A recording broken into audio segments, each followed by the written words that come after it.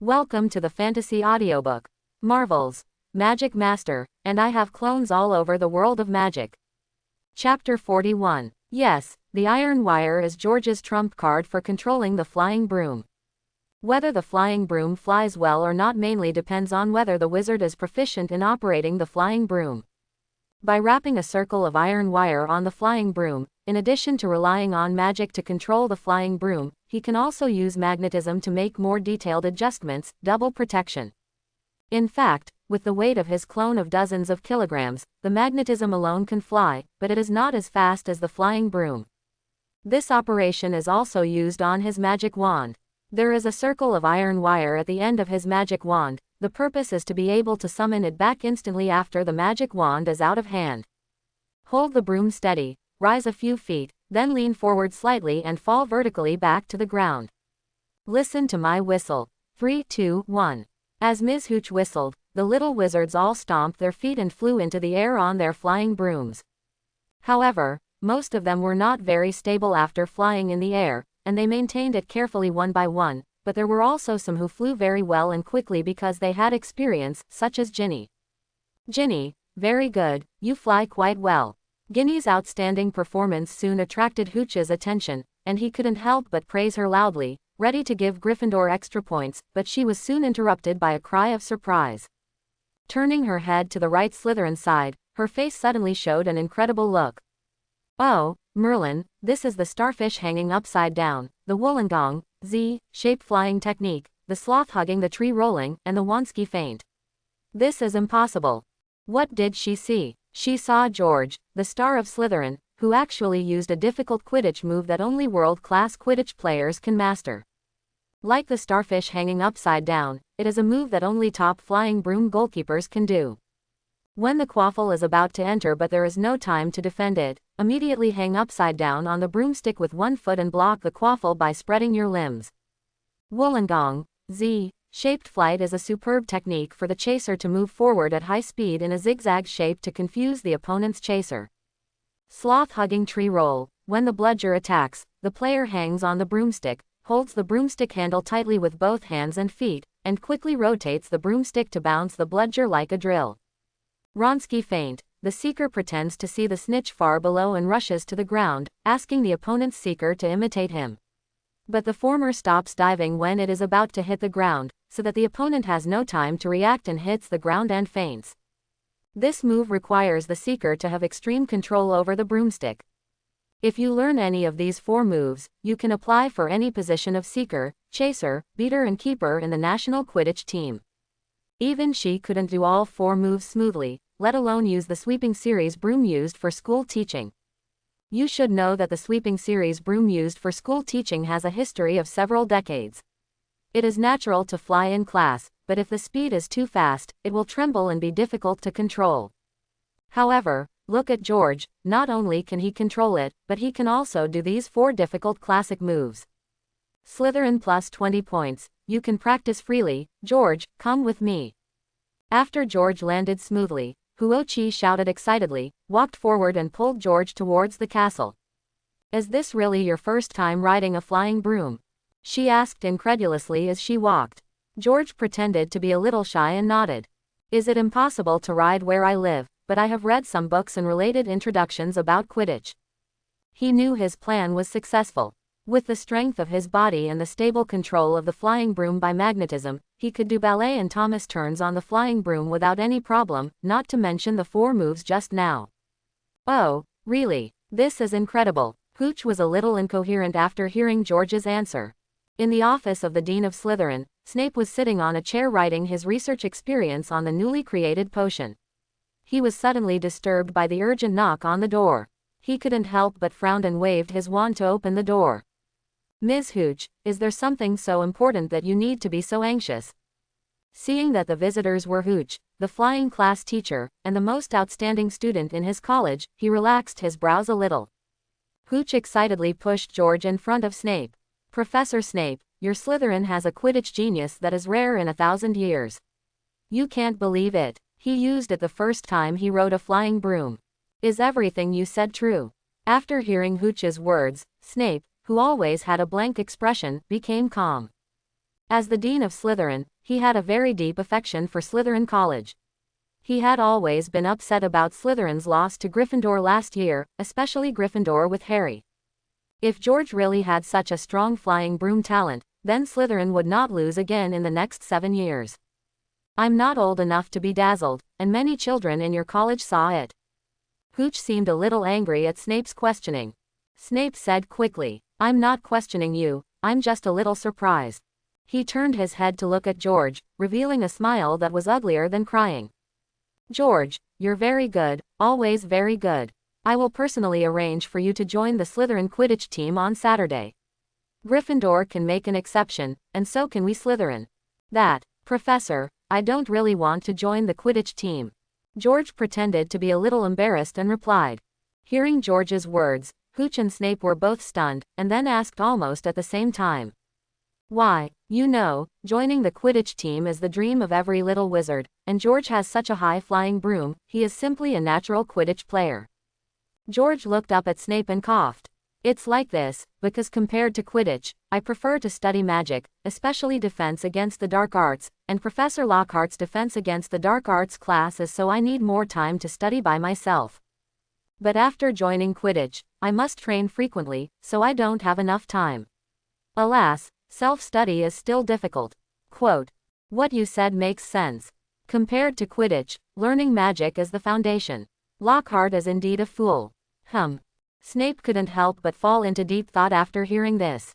In his opinion, learning magic is definitely more important than Quidditch.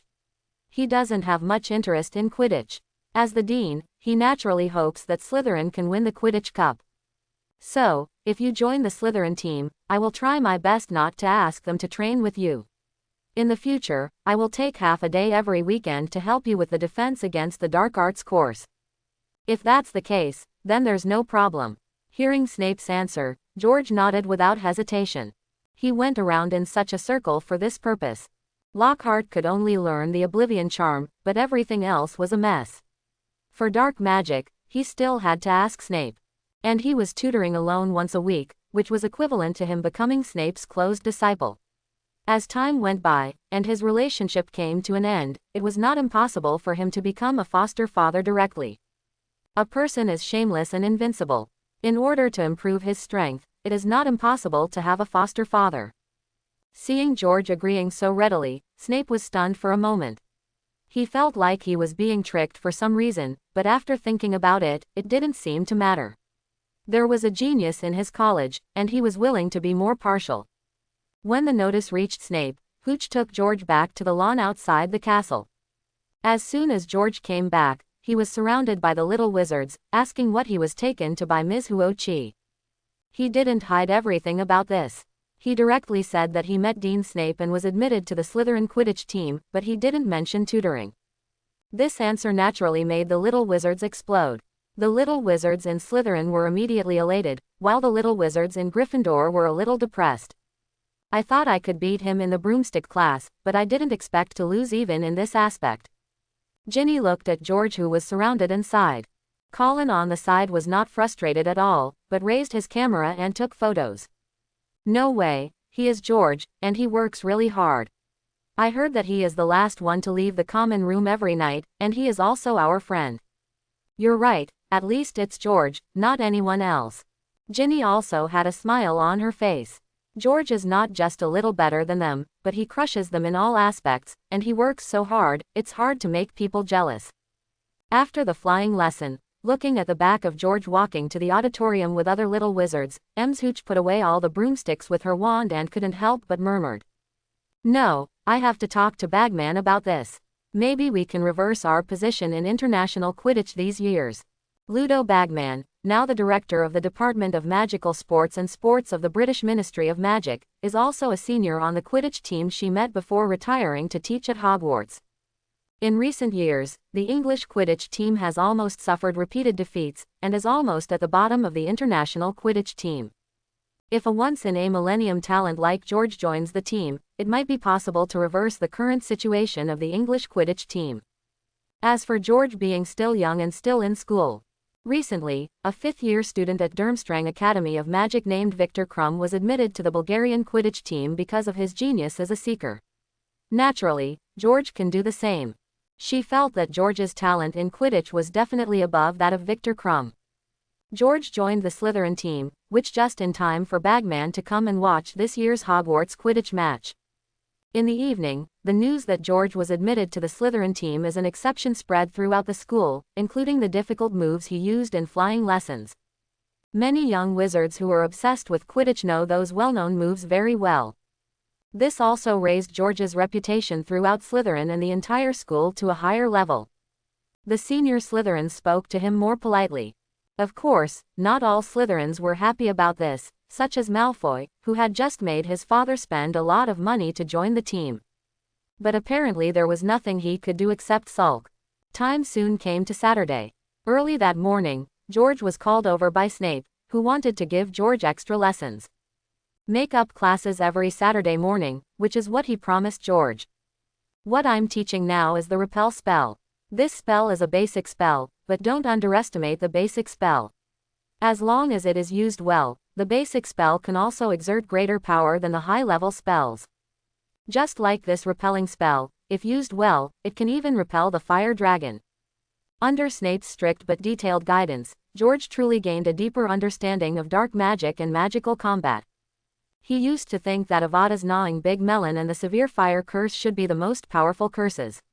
One of them will kill you, and the other has a very wide range and can even burn down an entire city. But through Snape's explanation, he understood that this was not the case. Facing different enemies in different scenarios, the most suitable spell was the strongest spell. Sometimes Avada's gnawing melon and fire spell may not be as effective as a basic enchantment. Facing small and flexible enemies, the death curse cannot hit at all, and a freezing curse with a larger range but less power is needed. There are also magical animals like fire dragons with extremely high magic resistance. Even if they are hit by the death curse and the fire curse, it is no big deal. On the contrary, the eye disease curse that targets eye attacks can play a very good role.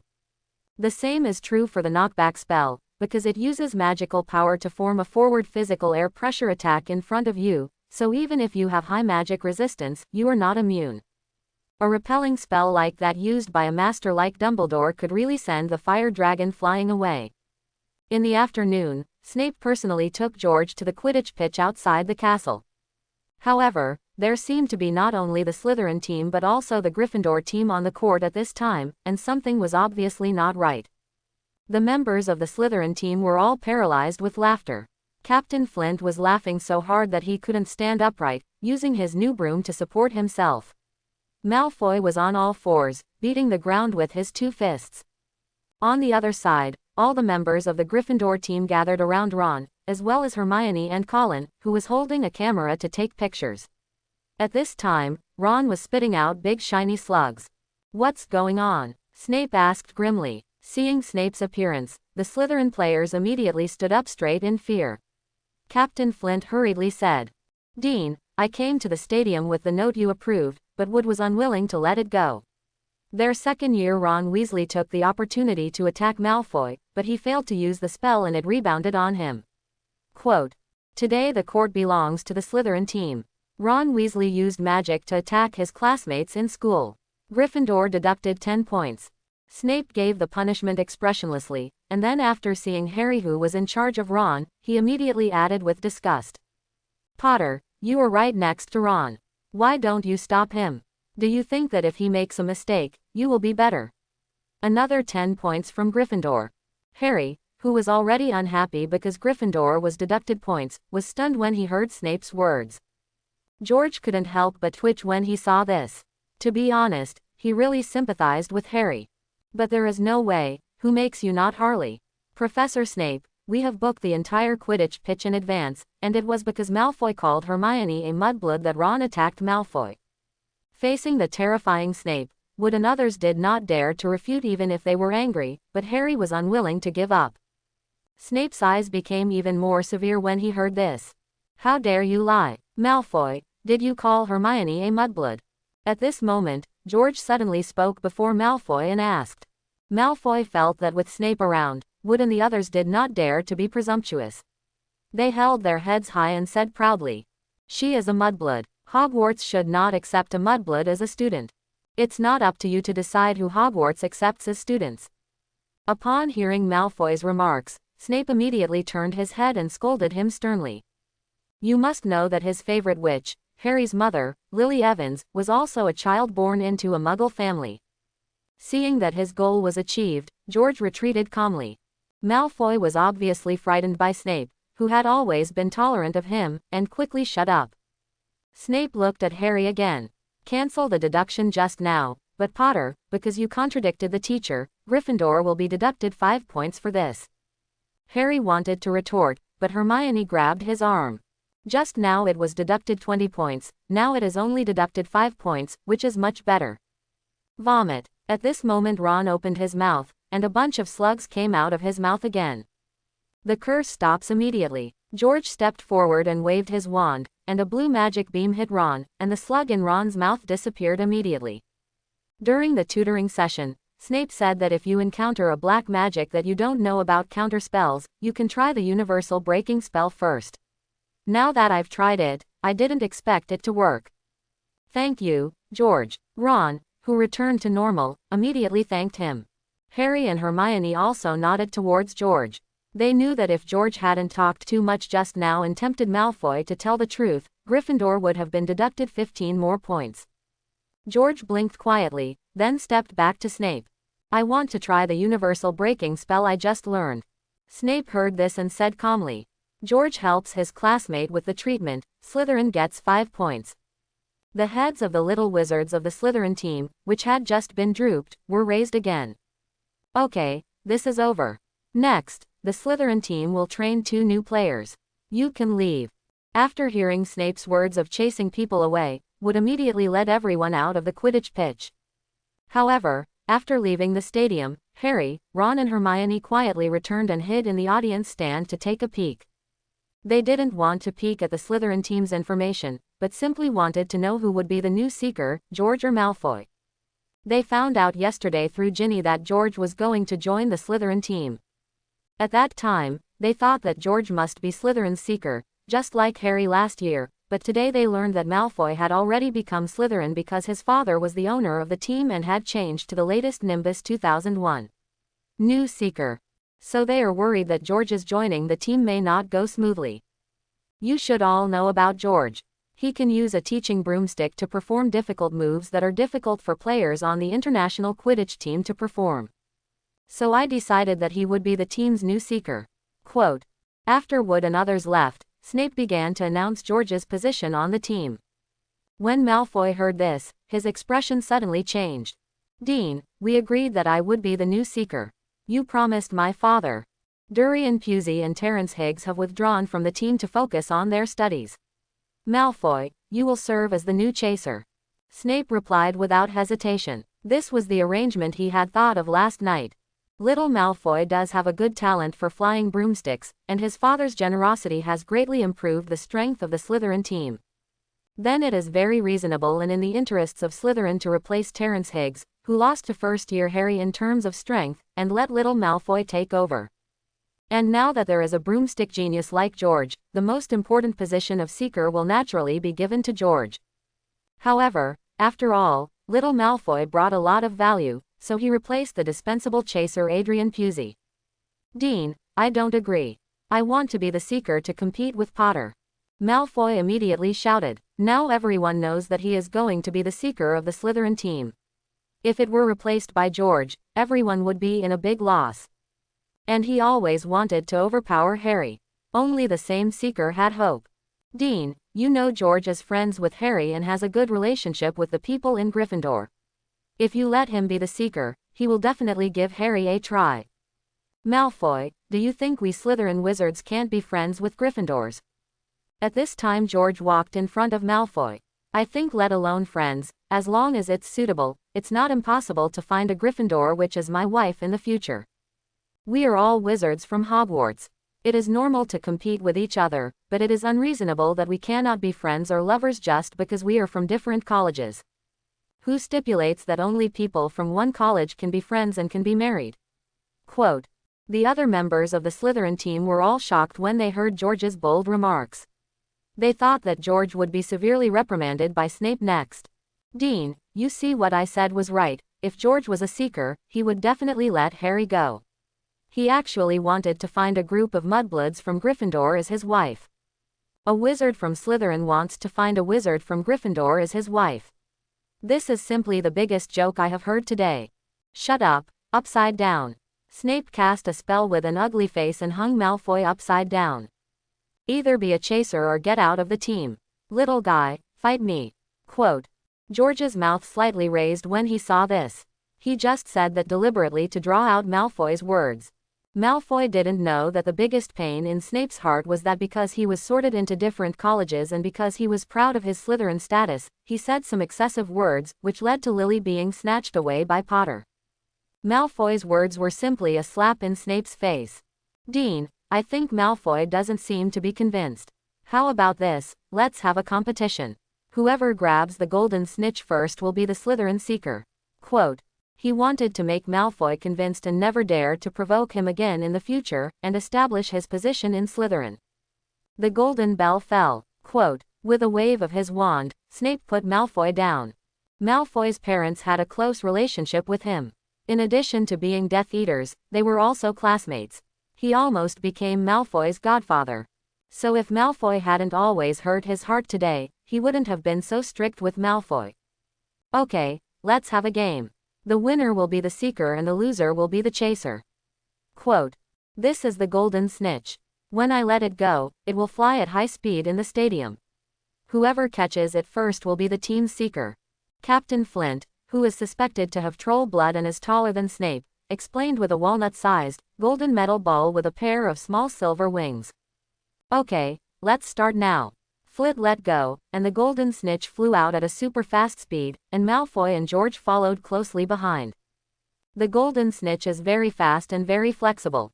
Even if you catch up with it, it can easily leave you behind with a turn, just like Malfoy at this time. Because the flying broom accelerated too fast, there was no time to brake when the golden snitch turned, and it flew a long way before turning back. But George was different. When the golden snitch turned, he immediately controlled the flying broom to turn, and the inertia of the flying broom was completely twisted by the iron wire controlled by the magnetic force. After completely catching up with the golden snitch, George stretched out his hand and grabbed it like lightning. The golden snitch dodged quickly, and George's magnetic control came into play again. Although the golden snitch is a magical product, it is also a metal product, so it will naturally be affected by his magnetic force. It would be too obvious to force it to stop, but who can see it if it slightly affects the speed? Because of George's magnetic force, the reaction speed of the golden snitch slowed down by 1 second, and in that second, George had already firmly grasped it in his hand. So fast, less than a minute. Seeing the golden snitch being caught by George, Snape and the team members below were also shocked. Although this is not a formal game, without the interference of the two teams' players and the Quaffle and Bludger, the difficulty of catching the golden snitch is greatly reduced, but catching it in 1 minute is too fast. You should know that in previous Quidditch games, there is a record of catching the golden snitch in 3 months at the latest, which shows how difficult it is to catch it. Harry, if George becomes the Slytherin seeker, you're done. Among the 3 people who were peeking, Ron looked at Harry with sympathy, and Harry also had a bitter face. But Hermione next to him said, but if George becomes the seeker, Malfoy will definitely be pissed off, which seems not bad. Ron and Harry's eyes lit up when they heard this, and nodded in agreement. Seeing Malfoy get humiliated, this is of course also a very pleasant thing for them. I lost. The two landed, and Malfoy looked at the golden snitch in George's hand, and the whole person collapsed like a deflated balloon. From today on, he will definitely become a laughingstock of Slytherin and will also disappoint his father. Father spent so much money to make him a seeker, so that he could compete with Harry, but he lost it. Since you want to be a seeker so much, then you can be one. George returned the golden snitch to Flint and said to the dejected Malfoy. Malfoy instantly raised his head and looked at George with incredible eyes. Snape and others also looked at George with surprise, not understanding what he was doing. I think whether it is a seeker, a chaser, a beater, or a goalkeeper, they are all equally important, and I have the confidence to win honor for Slytherin. But I just tried it, and the seeker seems a bit boring and not challenging. George shrugged, and then looked at Malfoy with a smile. And I don't like to deprive others of their dreams. The eyes of the other players looking at George softened a lot. Thank you. Malfoy was silent for a few seconds and thanked George for the first time. He used to dislike George because the other party not only stole all his limelight, but also openly mocked him. But now, he suddenly felt that George didn't seem to disgust him so much, and he was a little grateful to George in his heart. After all, George was really amazing. In this case, he was willing to give him some face and let him survive. As Slytherins, we should help each other and work hard for the honor of Slytherin, right? George patted Malfoy on the shoulder, and this time Malfoy did not show any disgust on his face. Little Malfoy, hold it. Slytherin is like this. If you are a weak person, even if you show goodwill, the other party will just think you are easy to bully. But if you are strong enough, he will admire you and be willing to follow you from the bottom of his heart. Is Malfoy a very evil person? Of course not, he is just a proud child, and his nature is actually kinder than his two followers. Before, because the other party was looking for trouble first, he deliberately suppressed the other party. But if there is a chance to conquer, it is also good. The Malfoy family is quite prestigious among purebloods, and there may be many places to use before Voldemort is resurrected. As for seekers, beaters, chasers and keepers, there is really no difference in his eyes. On the contrary, he actually thinks that chasers are easier to improve his reputation than seekers. In a normal game, the seeker is the one who attracts the most attention. Because the game is not over until the seeker catches the snitch, and the seeker who catches the snitch can add a full 150 points to the entire team. In most cases, as long as the level of the two teams is not too different, the score difference will not be 150 points. So it is generally assumed that whichever team's seeker catches the snitch wins. If he, as a chaser, can pull the score to more than 150 points before the seeker catches the snitch, then he will be more dazzling than the seeker. This is also a very rare thing in the history of Quidditch at Hogwarts. Of course, what he did was effective for the inexperienced young Malfoy, but it would definitely not work against an old-timer like the elder Malfoy. The elder Malfoy was not very loyal to Voldemort. Well said, what Slytherin needs most is unity. Since George gave up voluntarily, Malfoy will be the seeker and George will be the chaser. Snape rarely showed his smile that was uglier than crying. As the Dean of Slytherin, he was naturally very happy to see such a harmonious scene, and his evaluation of George also rose to a higher level. It is really rare to have such a broad mind and ideas at this age. If he had the same mind and ideas as George, instead of spending all his time studying the dark arts, he wouldn't have let the Potter take advantage of Lily. You guys train well. After Snape left, everyone started Quidditch training. George, as a new chaser, also showed his superb skills in chasing. The seeker is to catch the golden snitch, the goalkeeper is to guard the goal, the beater is to hit the bludger to interfere with the opponent's players, and the chaser is to grab the quaffle and then shoot.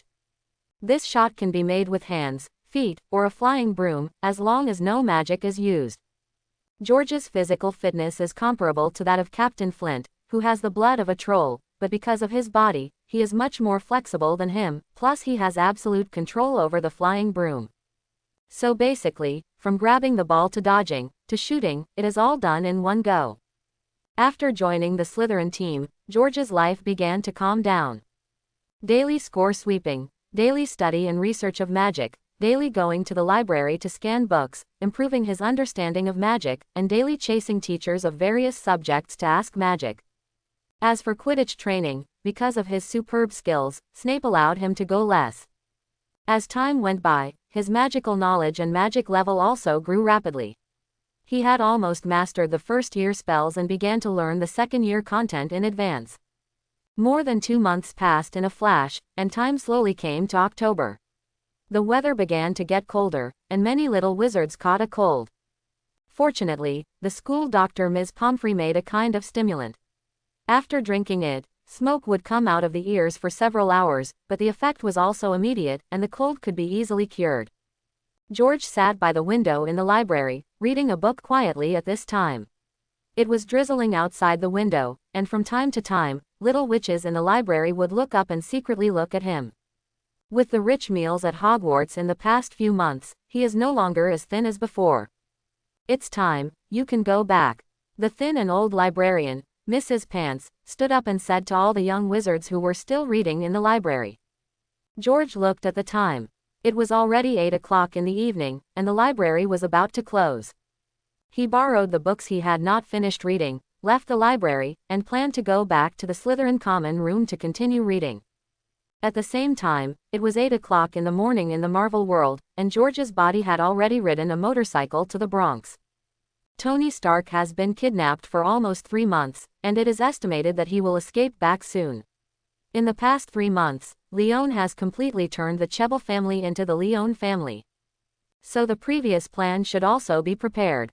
In fact, because of the previous car change and the meals in the past few months, Gabriella and Wolverine's savings are almost gone.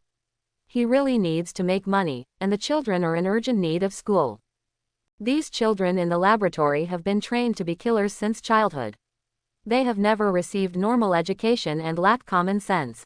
Gabriella is just an ordinary nurse with limited education. Issa is a driver with no education and is still trying to learn how to fly a plane. Wolverine can teach combat and history, but not so much in other aspects. Caliban originally relied on his ability to do black market business because he had no education. The most comprehensive one is Professor X, who graduated from Harvard University at the age of 16, and also went to Oxford University and Columbia University, and obtained multiple doctoral degrees in biology, psychology and other fields. But he is in poor health and needs to take medicine frequently. Most of the time, he stays in the egg room to prevent sudden epilepsy. On the rooftop of the dance hall in the Bronx, George took out an ordinary letter and put it on the ground, then waved his hands quickly to cast a spell. After the magic was imprinted on the envelope, he picked up the envelope and recorded what he wanted to say. Yes, he was making a roaring letter at this time. He didn't spend every day in the library in vain. In addition to learning magic, he also spent time learning some alchemy, that is, how to make magic items. He naturally couldn't master difficult magic items like wands, flying brooms, magic cars and door keys so quickly, but simple ones like howling letters were easy to get started. After making a howling letter, he pinned a pin on it and waited quietly on the rooftop.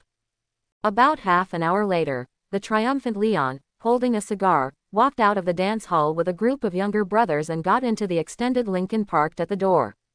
At this time, George also used his ability to control the pin, flew out of the rooftop with the howling letter, and slid in when the car door was about to close. During this time, he thought carefully that he should be more cautious about people like Leon who are in the underground world, at least before his strength can ignore modern firearms. So if possible, try not to contact too frequently and keep the sense of mystery as much as possible. The unknown is usually the most terrifying. In this way, even if Leon encounters threats in the future, as long as it is not a fatal threat, he should not dare to betray him. Because he is too mysterious in Leon's eyes, once betrayed, he does not know how terrible the revenge will be, so it is safer. A letter. Leon was about to close the door, and suddenly found a letter squeezed in through the seam of the car and fell on his legs, which was also a bit confusing. But after seeing the name on the envelope, his pupils shrank instantly, so he quickly opened the door and looked outside. "Sir, what's wrong?" the younger brother in charge of driving asked with some confusion. Leon turned his head and looked around, and found that there were only his younger brothers around, and there was no one else. He took a deep breath and sat back in the car and ordered, "It's okay, you get off the car and wait for me first, I want to be alone in the car." Although the younger brother driving didn't understand what was going on, he still got off the car honestly. Leon picked up the letter in his hand. There was only one word on the envelope, that is, death. More than 2 months ago, he was almost killed, and a mysterious man called Death saved him. Now he has finally cleared away all obstacles, including the remnants led by Cheble's son, Cheble the Younger, and completely transformed the Cheble family into the Leon family. He also became one of the 13 most powerful people in the Bronx underground world. But the God of Death never showed up, which became a headache for him. On the one hand, he was sincerely grateful for the other party's life-saving grace and wanted to repay him. On the other hand, he was also very afraid of such a mysterious guy who could kill Cheble at will. Because that means that it seems just as easy for the other party to kill him. This is also one of the reasons why he always takes a group of younger brothers with him when he goes out. People are like this. When they are younger brothers, they don't think so much in their hearts, and they are not so afraid of death. But when they become the boss, the one who is high above, they start to think a lot and start to fear death. Picking up the envelope, he stretched out his hand and opened it carefully, but what puzzled him was that the envelope was empty and there was no letter. Just the next second, he opened his mouth in surprise and froze on the spot. Because the envelope suddenly flew out of his hand, floating in the air and turned into a mouth that spoke. Leon, wait for me on the rooftop at 12 o'clock tonight. After that, the mouth bit itself into pieces and fell down. It took Leon 10 seconds to react, then he took a deep breath and murmured. What kind of existence is this gentleman? Is he a god, or a demon from hell? At this time, he remembered the wish he made before his death on the rooftop, and couldn't help shuddering. At midnight, Leon walked onto the rooftop alone. The moon was very round tonight, and the bright moonlight fell on the rooftop, which made his nervous heart relax a little. Facing a being who could kill him at any time, even though he knew that the other party was unlikely to kill him, otherwise there would be no need to go to great lengths to save him, he was still a little frightened in his heart. Here it comes. A familiar voice sounded, and he looked up in the direction of the voice. At some point, George, wearing a death mask, had appeared above his head, and was now walking slowly down from the sky in the moonlight. That scene was like a god. Mr. Death, what do you want? Leon bent down subconsciously. After landing, George looked up and down at Leon and said, if I kill all the leaders of the other 12 families in the Bronx, can you take over all their territories? He thought about it, and the cash alone was still too little. If he cooperated with Leon to take over the entire underground world of the Bronx, then he could share it with Leon. This is what it means to really make a big fortune, and you won't have to worry about money anymore. As for whether the Bronx becomes better or worse after Leon rules the entire underground world of the Bronx, it has nothing to do with him. To be honest, no matter how hard life is for the people here, it has nothing to do with him. He is not a superhero who thinks about saving people and saving all living beings every day. It's good enough for him to save himself. What? Leon's legs softened when he heard this, and he almost sat down on the ground in fear. He didn't expect George's first words to be so fierce. He just turned the Chebel family into the Leon family, and asked him to take over the entire underground world of the Bronx. None of the 12 families are easy to deal with. However, when he saw the seriousness in George's eyes and knew that he was not joking, he couldn't help but hold back his saliva. To be honest, this was really tempting for him, but in the end he smiled bitterly and shook his head. Impossible, with my strength, I can't take on so many families, even if I can't take them. Why? George raised his eyebrows. He could understand the former, but what did the latter mean? Leon was afraid of making George angry, so he quickly explained.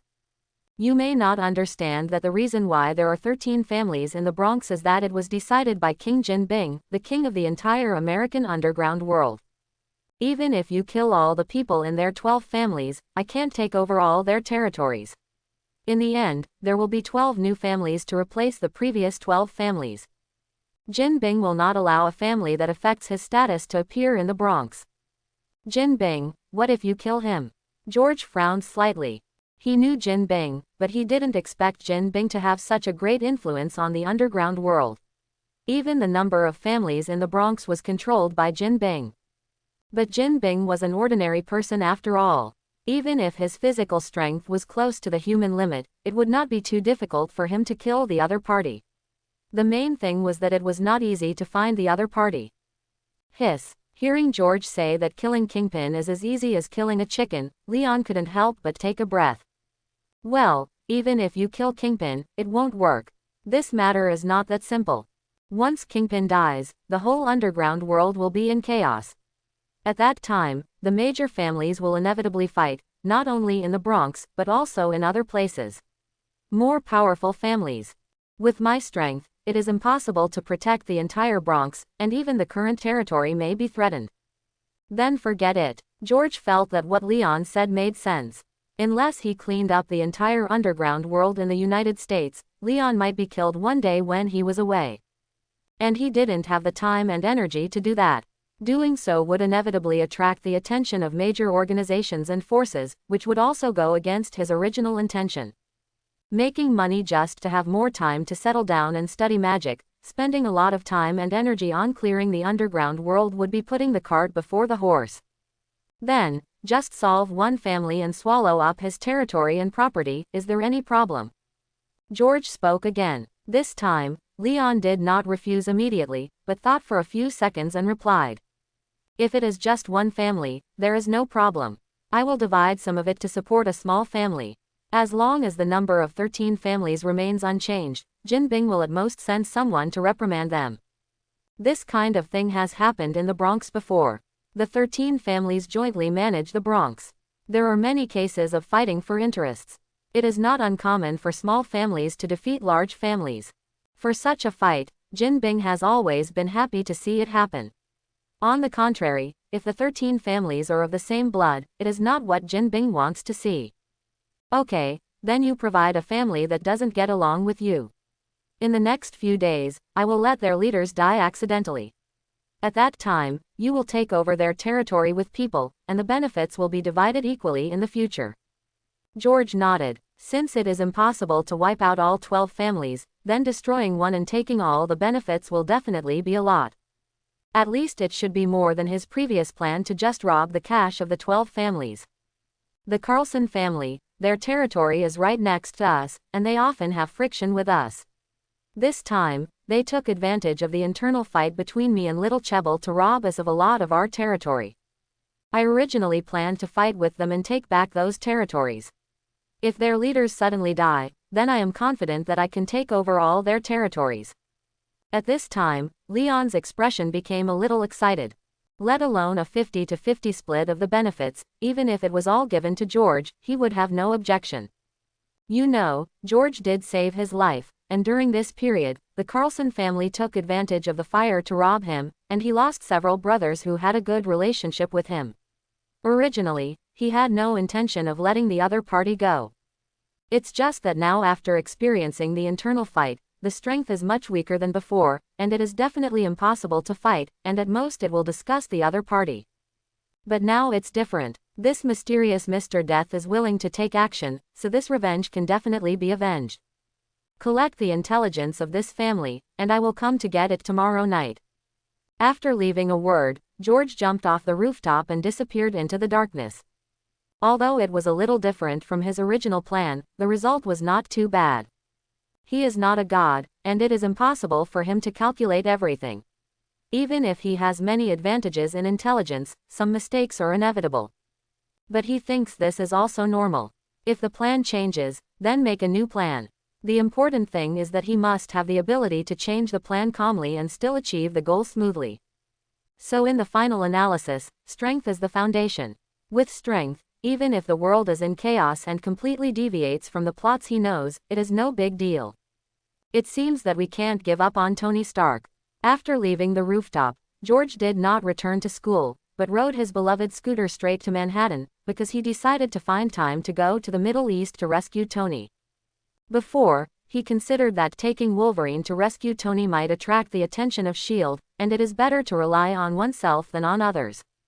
So he decided to find an agent, then rob all the families in the Bronx, and then invest in Stark stocks to make a fortune.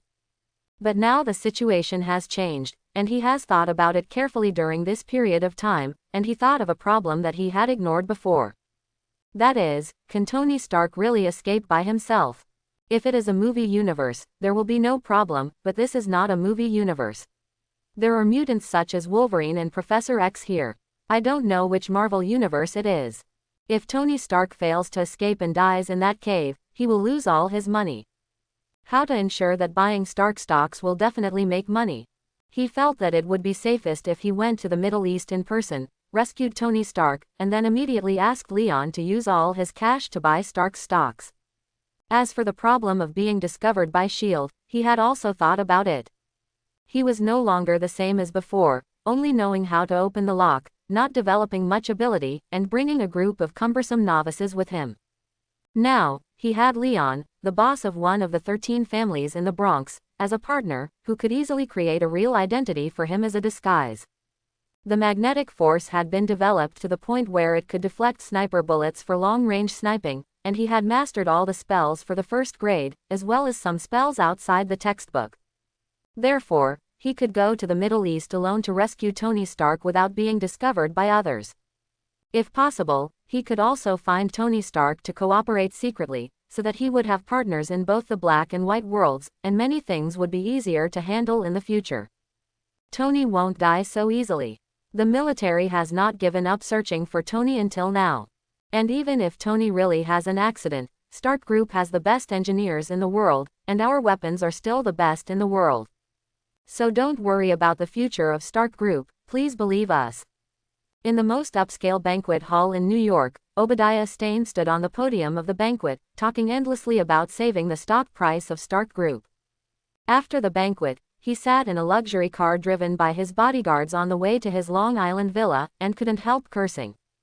These short-sighted ghosts, do they really think that without Tony Stark, the group can't develop better weapons? He knew that if Tony Stark had an accident, the group's stock price would fall, but he didn't expect it to fall so much. If the stock price was not saved, even if Tony really died, the Stark Group would be completely controlled by him, and it would shrink greatly. And the 10 rings, I will kill them all sooner or later. How dare you blackmail me? Tony Stark was attacked in the Middle East because he hired the terrorist organization 10 Rings to eliminate Tony Stark and completely control the Stark Group. As a result, the 10 Rings recognized Tony Stark's identity and immediately asked for a high price that even he couldn't afford. Have you found the location of the 10 Rings?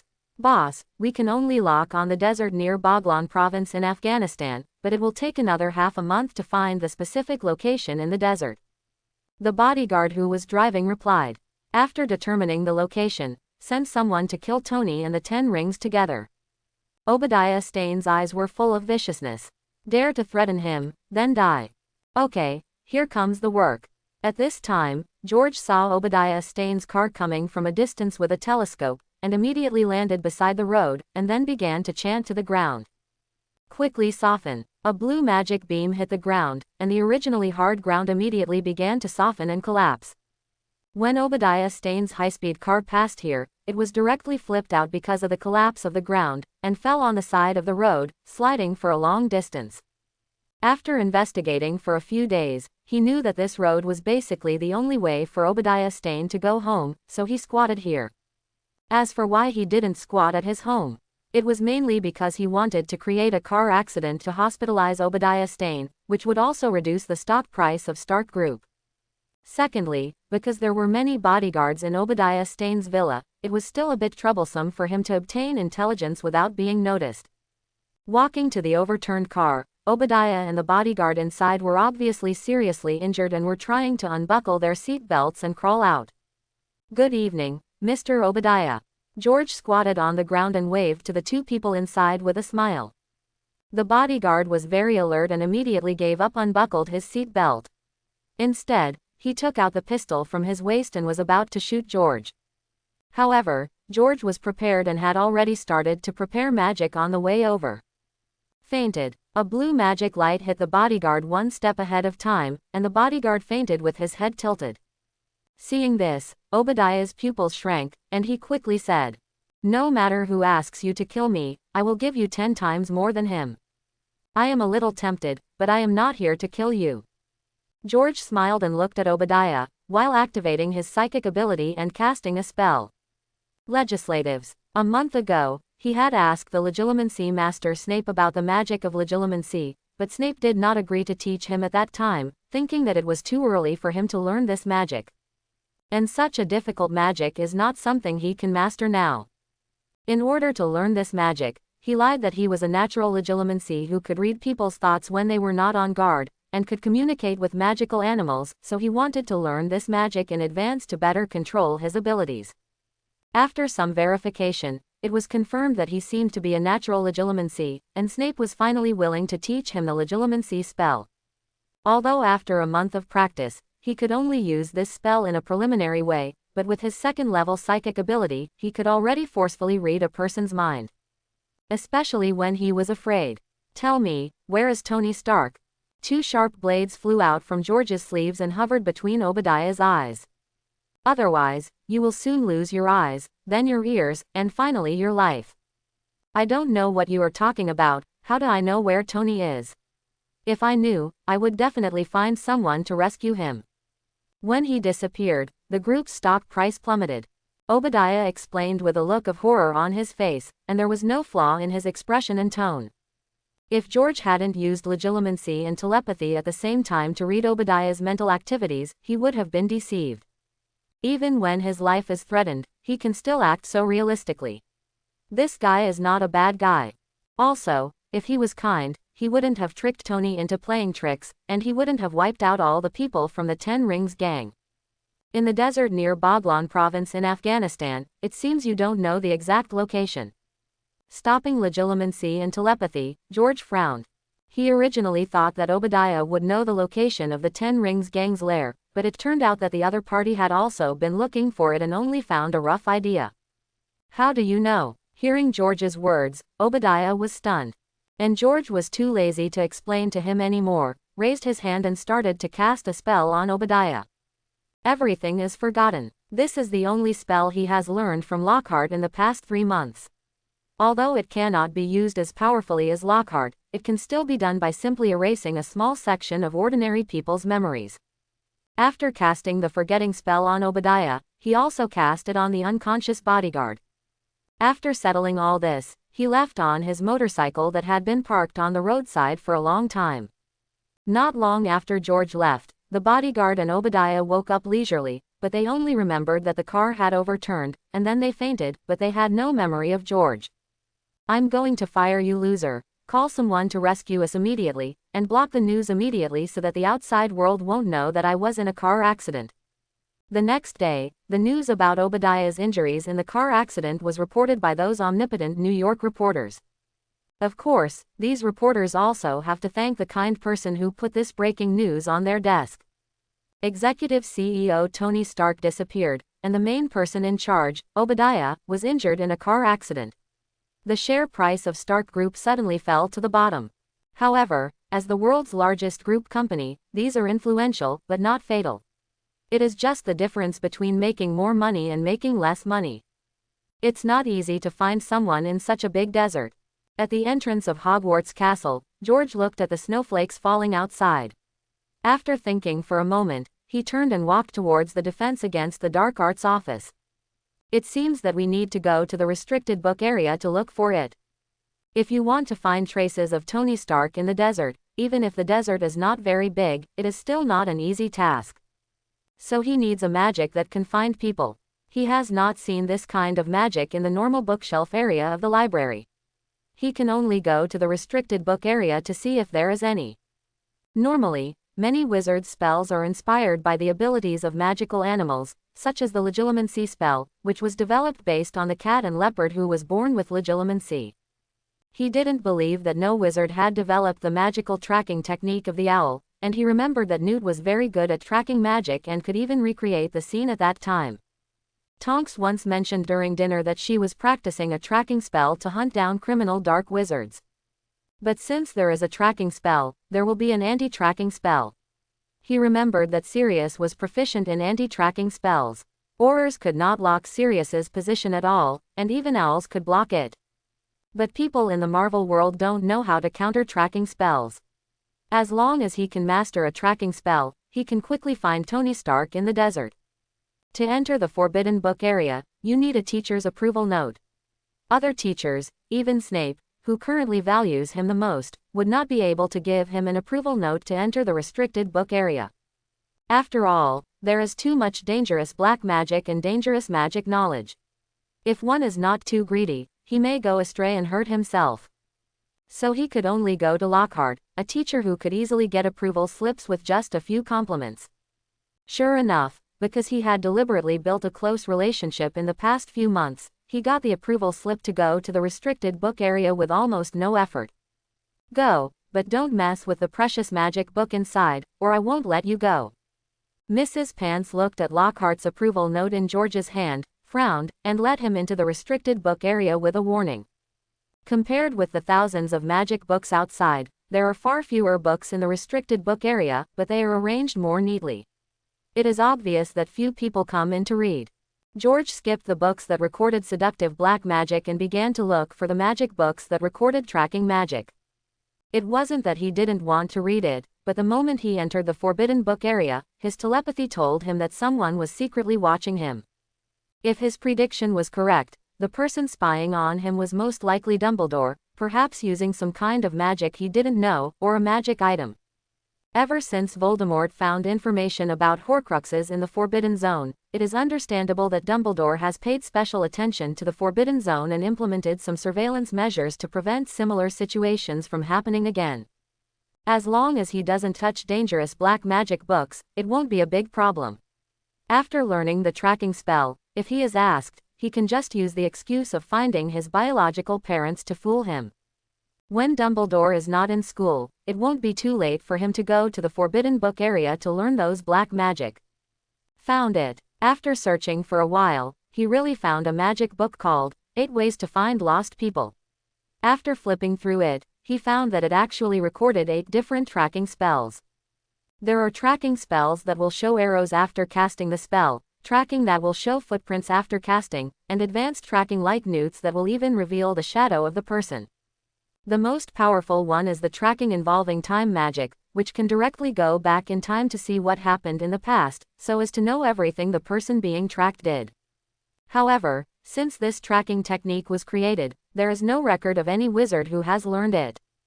At George's current level, the advanced tracking technique is definitely impossible. He only needs to learn the simplest one, the tracking technique with arrows. There are no buildings in the desert that block the view, and the tracking technique with arrows is enough for him to find Tony Stark. He left the restricted area with the book about the tracking spell, registered with Madame Pants, and returned to the Slytherin common room to study the simplest tracking spell. At the same time, the main body of the Marvel main world also began to purge the top leaders of the Carlson family. At night, in the Bronx, in the most luxurious nightclub in the Carlson family's territory. Deafening music, men and women twisting their bodies crazily, and the revealing and seductive performances on the stage, as well as the drug addicts in the corner who spent money to buy various contraband and were high.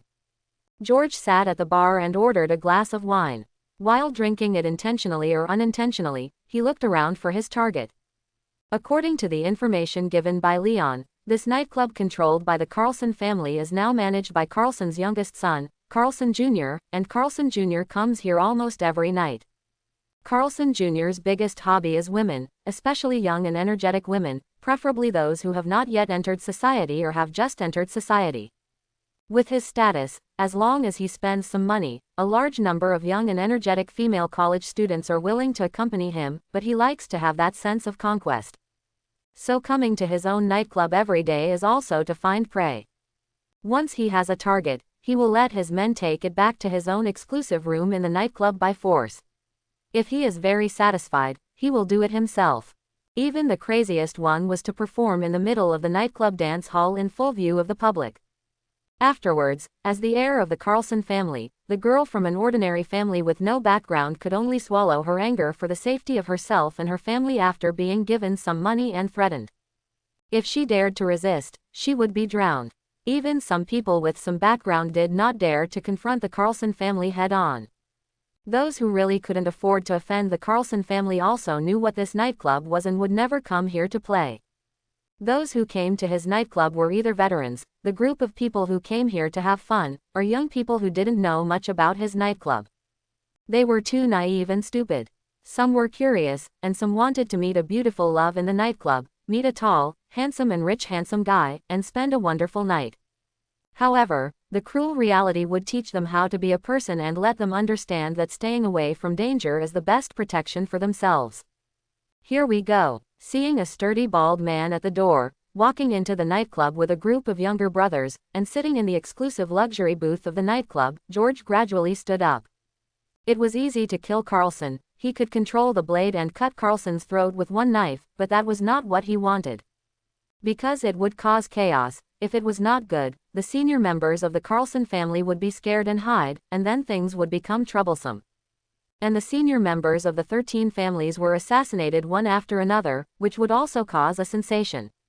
So if possible, it would be better not to be so direct, and to reasonably let these senior members die, making everything look like an accident, which is the result he wants. He didn't want others to associate this with superpowers. Even when he saved Leon last time, others thought that Leon killed Cheble on the rooftop himself, instead of having the help of this mysterious man. It seems that I'm lucky today and found a little top-notch. Little Carlson had just sat down for a while when he found a satisfactory prey in the central dance floor. She looks good, tall, and the key is her temperament. It can be seen that she is a novice who came here for the first time. She can't dance freely. She is probably still a student. Boss, she seems to be leaving. Do you want us to go over and tie her up for you? The younger brother next to him was very good at reading her expression and asked immediately. However, Carlson put down his glass and waved his hand. I want to go in person this time. She reminds me of the girl last time. It's a pity that the girl committed suicide in the end. Otherwise, I could come more times. It seems that the boss plans to do it on the dance floor this time. Hearing Carlson's words, the younger brothers also became excited. What kind of boss leads what kind of younger brothers? They are all the same kind of stuff. Carlson got up and walked quickly into the dance floor, and stopped the girl in the noisy dance floor before she left. First, there was a verbal teasing, and then he started to make moves. The girl wanted to resist, but how could she be a match for the tall Carlson, and Carlson's threat also made the girl very scared. As for the companions who came with the girl, they had been surrounded by Carlson's men and could not move. However, just when Carlson was about to succeed, George and the crowd also came to the position closest to Carlson. Tarantella dance. A small blue light shot at Carlson inconspicuously in the colorful dance floor. After being hit by the blue light, Carlson suddenly stopped his hands and his legs began to twitch uncontrollably, as if he was dancing a very difficult quick-step dance. And his younger brothers saw that the boss was actually excited and dancing at this time, thinking that the boss had some new tricks, and immediately cheered loudly for the boss's dance. The girl whose clothes were torn half was also stunned, not knowing why the bully in front of her suddenly danced.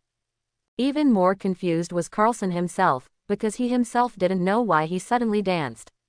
Legs stand still. The dancing spell was followed by the leg-locking spell. Carlson seemed to have accidentally tripped while dancing, and he fell backwards because his center of balance was unstable.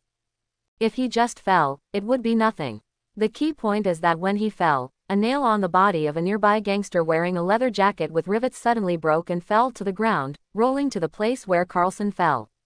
Squeak. The nail pointed upwards and pierced Carlson's back of the head fiercely, bleeding profusely, and he died on the spot.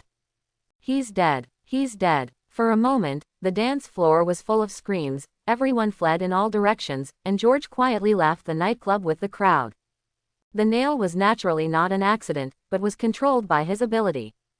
2 hours later, the grief-stricken old Carlson was in the dance hall, listening to the report of his men. Through monitoring and investigation, it can be confirmed that this was indeed just an accident, not a deliberate murder. I told him a long time ago to be restrained, but he just didn't listen, and he deserved it. All those men who protected him should be sunk into the sea to feed the fish. Confirming that his son was not murdered, but died in an accident, old Carlson sighed, got up with a cane and left the nightclub.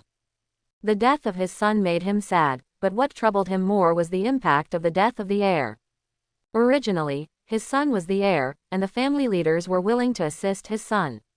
Recently, they also took over some of the territory of the Cheble family.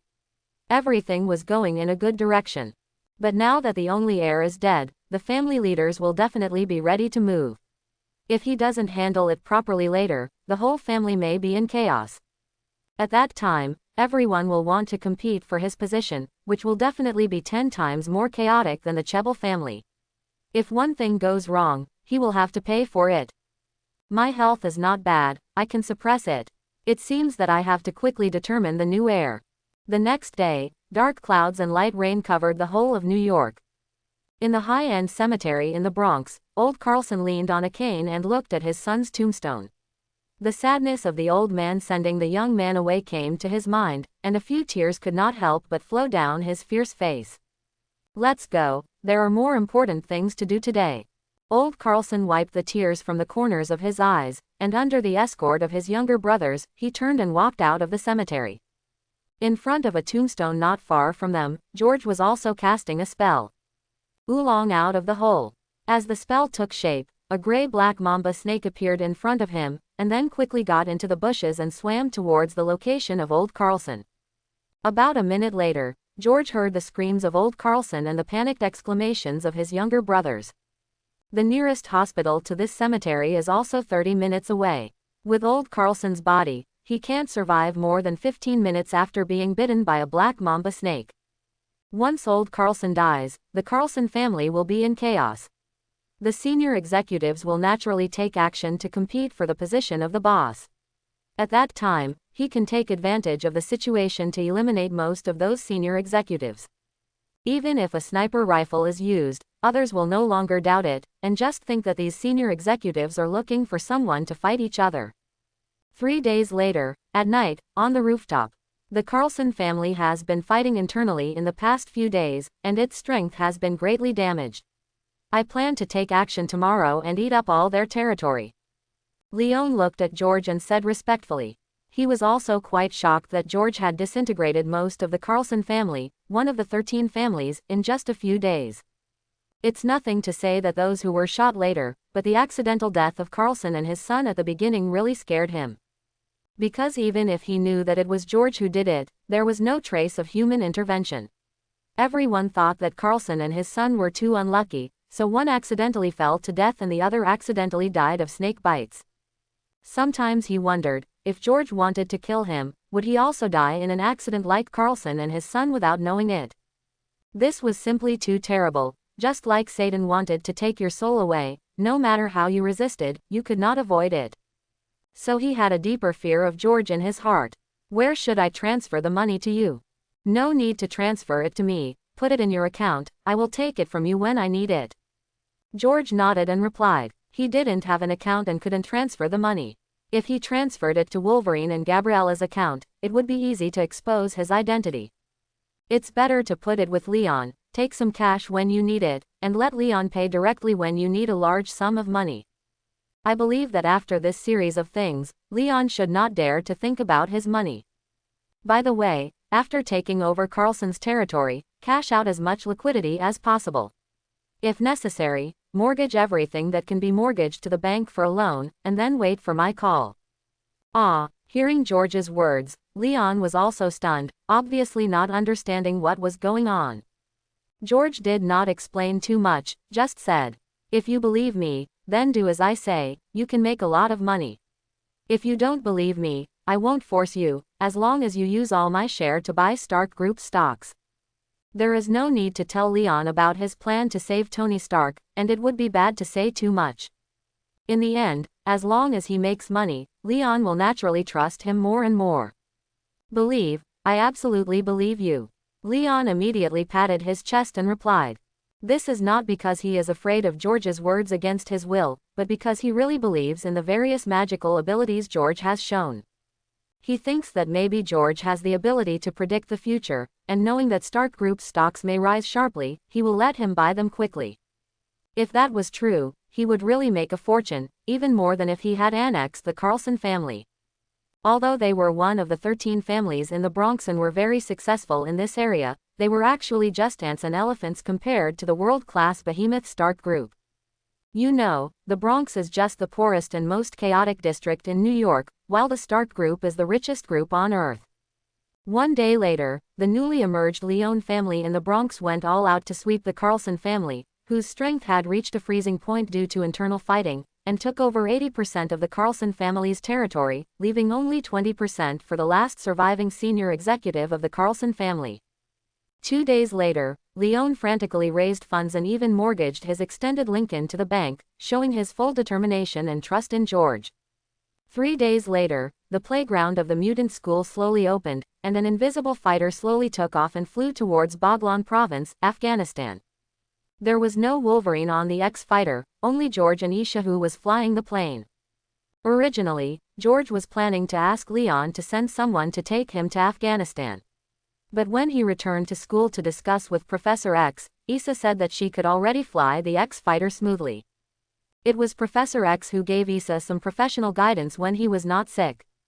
Since Issa could fly the X-fighter to take him to Afghanistan, that would be the best. The fighter plane could go directly to the desert, saving time and not worrying about exposing his identity by changing cars. As for why he didn't bring Wolverine to help, the main reason is that he is now strong enough to deal with the terrorists of the Ten Rings, and Wolverine was once a famous figure, so Tony should be able to recognize him. Even if he can't recognize him, he will definitely know it after he goes back and asks Jarvis to check. He doesn't want Tony to know his identity yet. The more people know his identity, the more risk of exposure. Even if the other party is Iron Man, he should be more cautious. Wait for another 2 years, his strength will be stronger, Professor X and Wolverine will be able to recover their strength, and those mutant children will be able to skillfully use their abilities to fight, so they don't have to be as careful as they are now. The speed of the X-fighter is very fast. It flew to the desert outside Baghlan province, Afghanistan in just a few hours. Direction appears. As George's spell sounded, an arrow made of golden powder appeared in front of George. And as Aisha's moving fighter plane moves, the arrow will also turn accordingly. However, this arrow can only point out the direction of the target in the east, west, south and north in a plane, and cannot distinguish up and down. It is okay to find people in this desert, but it is not very convenient in the city. Because there are tall buildings in the city, and the person you are looking for is on the 18th floor, and you are on the first floor, you can't find him no matter how the arrow points. This tracking spell is not suitable for complex terrain. For complex terrain, you still need to use a better one that can show movement footprints, but he hasn't learned it yet. Chapter 51. It should be around here. After some searching, George found that the arrow had been deflecting within 100 meters nearby, so he asked Issa to control the plane to become invisible and stop in the air, and he jumped directly from the plane. Found it. Suspended over the valley next to the desert, George used his telescope to see a crude military base built next to the cave in the valley.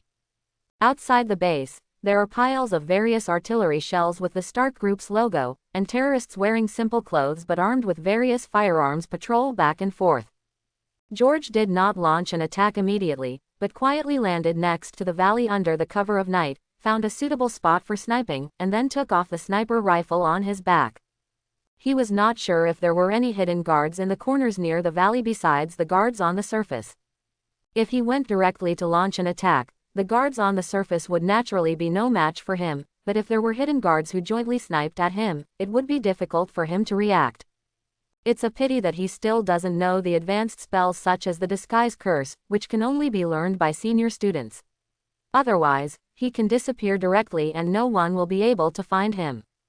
You have to find a way to get them to show themselves.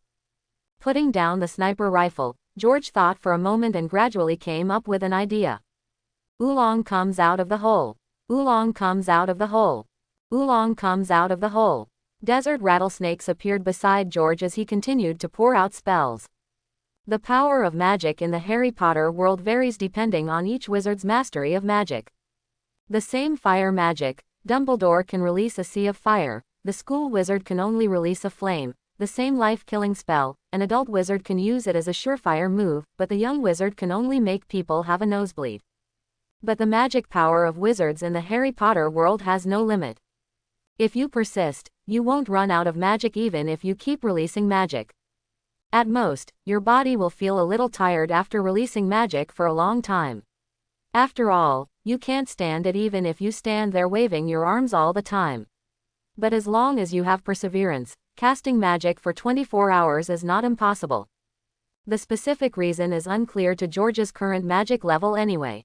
He guessed that either the wizard's bloodline could convert external energy into magic power, so his own magic power was inexhaustible. Either the wizard's blood regenerates mana very quickly, just like a mage in the game. The mana regeneration speed is increased 100 times, and the mana will be fully replenished automatically without being depleted. But this is not an issue he needs to consider now. Now he is taking advantage of the fact that the magic power of his wizard blood will not be exhausted, and he is continuously casting snake summoning spells to form an army of poisonous snakes. I really deserve to be a student of the Snake Academy. Looking at the thousands of desert rattlesnakes spitting out their seeds in front of him, George moved his sore arms and felt that his throat was a little hoarse. Because he cast the spell with gestures, he basically only cast 6 or 7 snake summoning spells per minute on average. With more than 1,000 desert rattlesnakes, he had to wave his hands and recite the spell non-stop for more than 2 hours. I should find a way to learn how to make a wand soon. If he had a wand, he could basically do 30 snake summoning spells in 1 minute, and he could summon 1,000 venomous snakes in a little over half an hour. Go ahead and bite everyone you see. Under George's order, thousands of venomous snakes immediately spread out and began searching from top to bottom along the entire valley.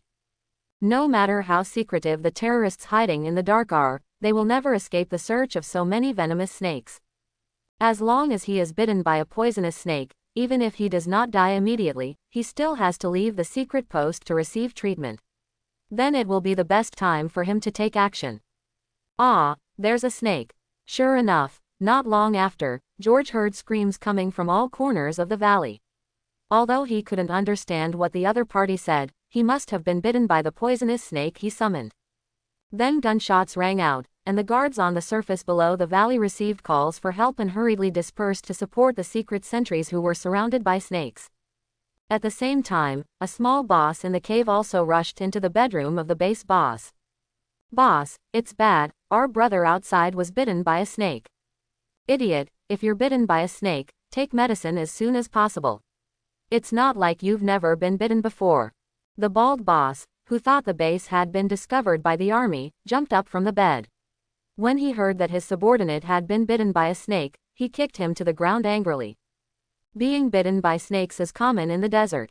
He can be treated with local methods and targeted medicine. It is really thoughtless for such a trivial matter to disturb his rest. "Boss, it's not just one, it's many, at least hundreds." The little boss stood up and explained a little aggrievedly. The bald boss was stunned when he heard this. "Hundreds of them, are you sure you're not joking? It's normal for snakes to exist in the desert, but even if a few hundred snakes stabbed into the snake's nest, there wouldn't be that many." But he soon accepted the reality, because after turning on the monitor outside the cave, he saw the dense swarm of snakes attacking his men on the monitor, which made his scalp feel numb. "Leave 2 to guard Tony Stark, and the others will go out with me with flamethrowers and eat roasted snake tomorrow morning." The boss is indeed the boss. Although his scalp is a little numb, he quickly came up with a strategy to deal with it. Using a gun to deal with a snake is like using a cannon to hit a mosquito. If you can't hit it, you will be bitten all over. It is better to use a flamethrower. At this time, Tony Stark in the cave was also startled by the movement outside. He wanted to look through the crack of the door, but was scolded fiercely by the 2 guards guarding the iron gate. More than 2 months ago, he was kidnapped by a group of terrorists because he accompanied the military to experiment with his latest missile of mass destruction. In the chaos, his body was injured by the shells he developed. Thanks to the rescue of the also kidnapped Dr. Ethan, he survived. Through Ethan, he knew that the weapons he developed to protect the country had become the executioner who slaughtered innocent lives. He also knew that the reason why he was not killed by terrorists was that the terrorists wanted to use him to make the most advanced missiles to rule the world. These once made him collapse and want to commit suicide. Finally, some words of Ethan woke him up, ignited his hope to live, and transformed a simplified version of the arc reactor and began to design the first set of iron battle suits. "Don't worry, they are not targeting us. It seems that they have some problems outside." "That's good." Ethan was relieved after hearing Tony's words. "They have already started to build the parts of the Iron Man suit. If they are discovered, they will be dead." Outside the cave, watching the venomous snakes gradually disappear under the flamethrower, and the sentries being carried into the cave one by one, George silently set up the sniper rifle. "I didn't expect this leader to come out in person. It's just right to start with you." Bang! A sniper bullet burst out, drew an arc under the influence of George's magnetism, and accurately hit the bald boss's temple, killing him with 1 shot. Seeing that their boss was suddenly shot in the head, the terrorists were dumbfounded on the spot, followed by screams and commotion. But there are also experienced people who can roughly judge the direction of the sniper rifle shooting based on the position where the bald boss was attacked, which is a crazy output. Someone even took out a rocket launcher.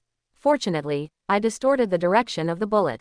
George had already anticipated this situation.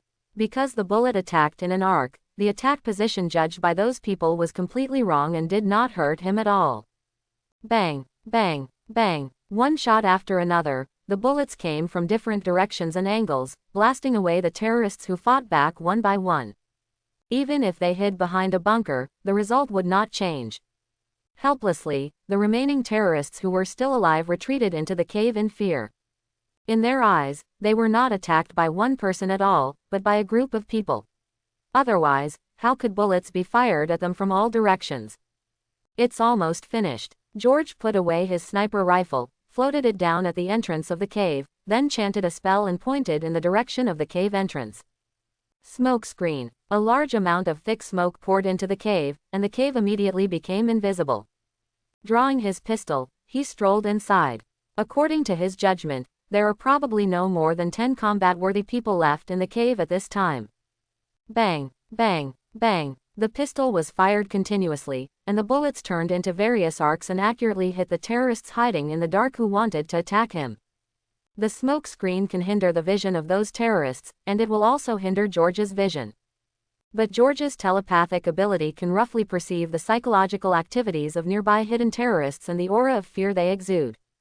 Using this as a position, he could accurately kill them one by one in the smoke screen. With his current strength, if it were a sneak attack, even an ordinary small military base could be taken down without any damage. Of course, it was just a sneak attack. Likewise, if he was attacked by a sneak attack, a missile could kill him. This is why he hides his identity so carefully and tries his best not to reveal his traces.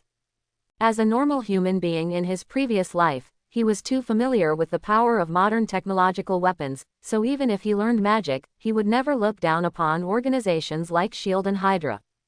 To be honest, he felt that even magicians like Dumbledore and Grindelwald would not be able to survive if they faced a nuclear bomb explosion head-on.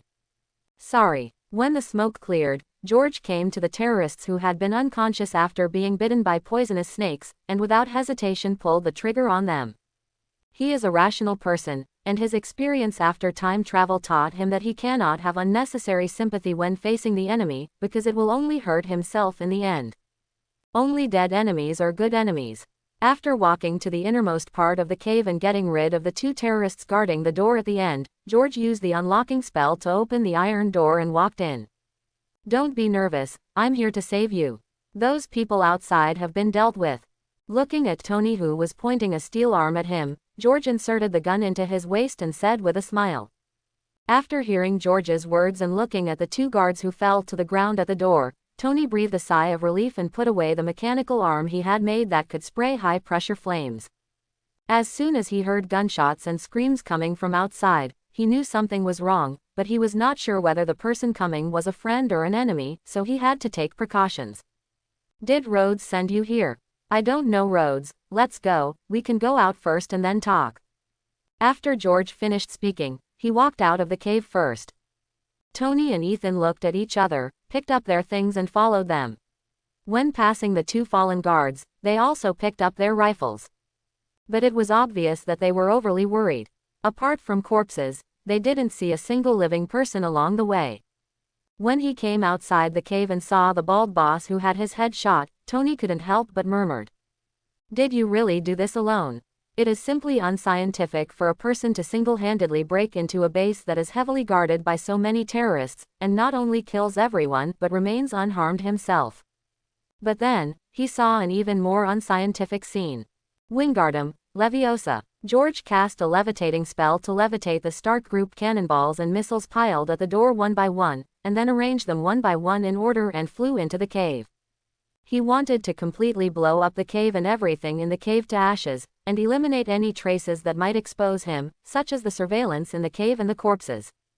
Who are you, a magician? Seeing George's magical manipulation, Tony was dumbfounded again. You can call me George, or you can call me magician. When you say that, I think I'm quite similar to magician. Maybe I can make money from this in the future.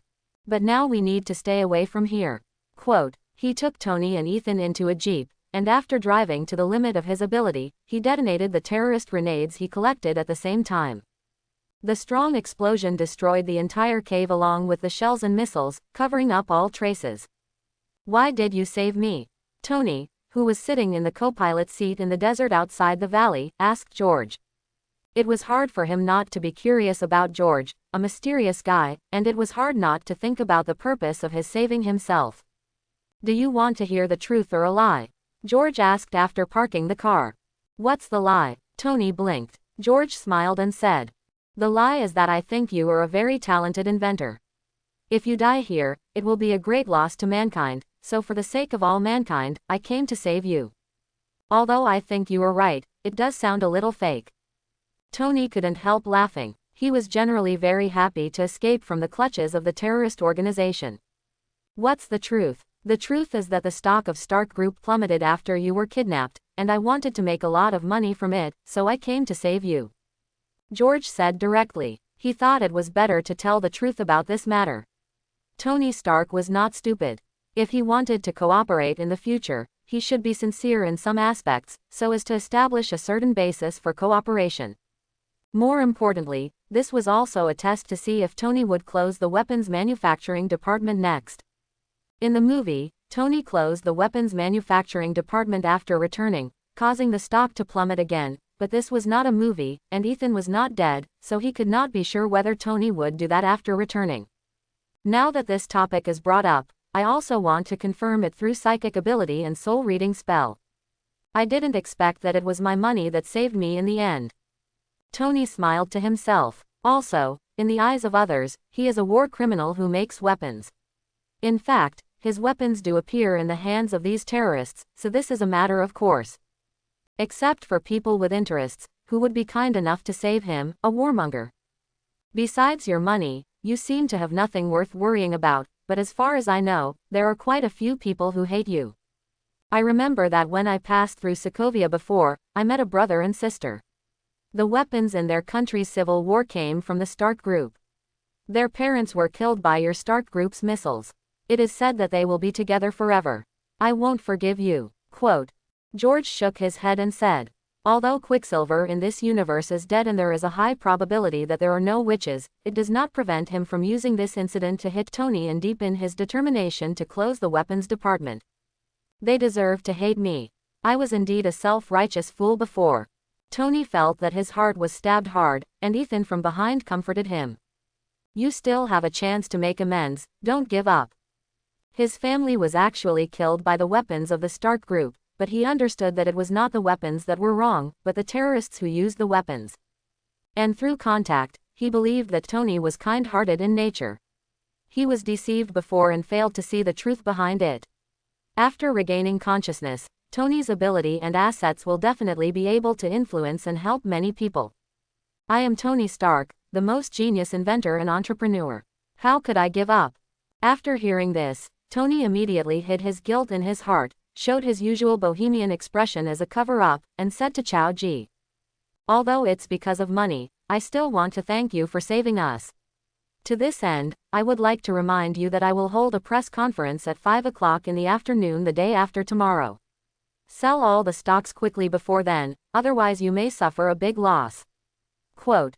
I just realized how weird you are. George looked at Tony with some surprise.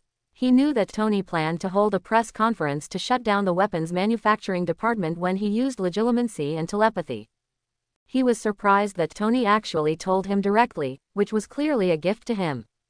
Because now I'm not going to be an asshole anymore. Tony shrugged. In this case, we might still be friends in the future. George suddenly sensed something, stopped the jeep, opened the door and slowly lifted into the air. The troops looking for you will be here soon. I'm leaving first. If possible, don't tell others about me. The magnetism allowed him to sense that many cars and helicopters were coming in this direction in the distance. It was probably because of the explosion just now that Colonel Rhodes, who had been searching for Tony's traces, discovered it. This guy can actually fly. I'm going to get a guy who can fly when I go back. Seeing George ascending into the sky and gradually turning into a black dot and disappearing, Tony couldn't help but envy him. He decided that after returning, he would further optimize the drawings of the first-generation steel suit he designed before and add a flying function to it. Shortly after George left, Colonel Rhodes led a large number of soldiers to find Tony and Ethan sitting in the jeep. And George, who had already returned to the X-Fighter, had also contacted Leon before that using the special communicator on the fighter plane. You can buy, but remember to sell all the stocks before 5 o'clock in the afternoon the day after tomorrow. George, can you go back? After seeing George finish the phone call, Issa controlled the fighter plane and asked. Go back. George nodded, and then began to think about his next plan. As long as the news of Tony's return appears, the stock price of Stark Group will inevitably recover quickly. As long as all the stocks are sold before the press conference, a huge profit can be made.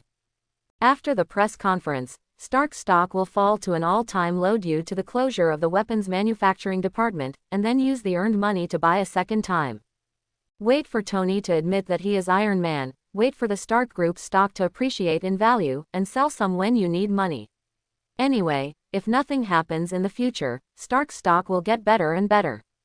But one thing should also be noted, that is, he killed the bald boss of the Ten Rings gang and destroyed the original design in the cave. Obadiah will be unable to create the Iron Overlord in the future, and there will probably be other actions. For the sake of his own stock, Obadiah cannot be allowed to jump over the wall and kill Tony. But he didn't want to kill Obadiah directly now. On the one hand, he felt that with Obadiah's presence, Stark Group's stock could be slowly stabilized after the press conference, allowing Tony time to study the Iron Suit, thereby bringing back the stock price through the popularity of Iron Man.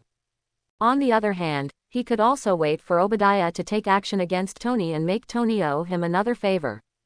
You must know that the most difficult thing to repay between people is the debt of gratitude, except for those who have no character. I need someone to keep an eye on me. It seems I have to hurry up and find a doctor. He had to cooperate with his clone in learning and researching magic, so he couldn't keep an eye on Tony Stark every day, and the one in the base who was good at this was Wolverine.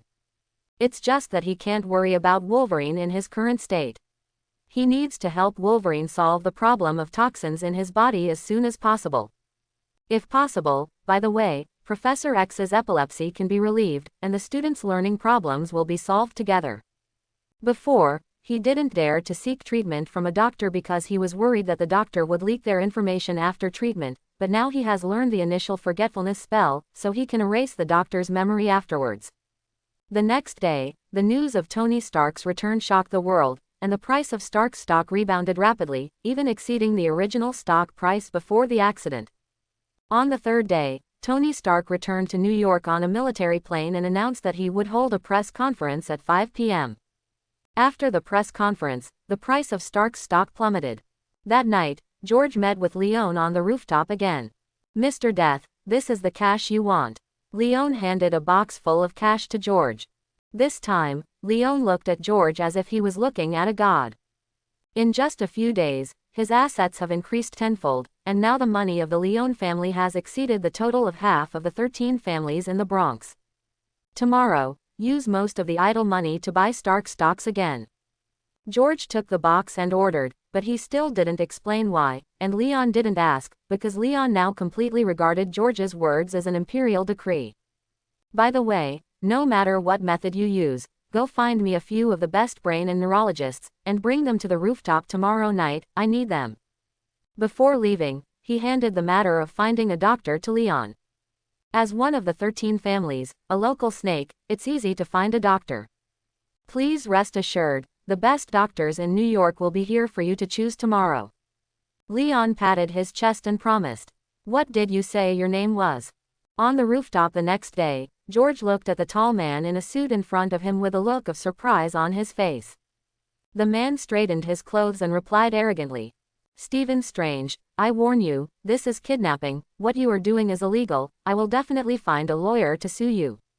Will this guy be the future Doctor Strange? George looked at Leon next to him and asked.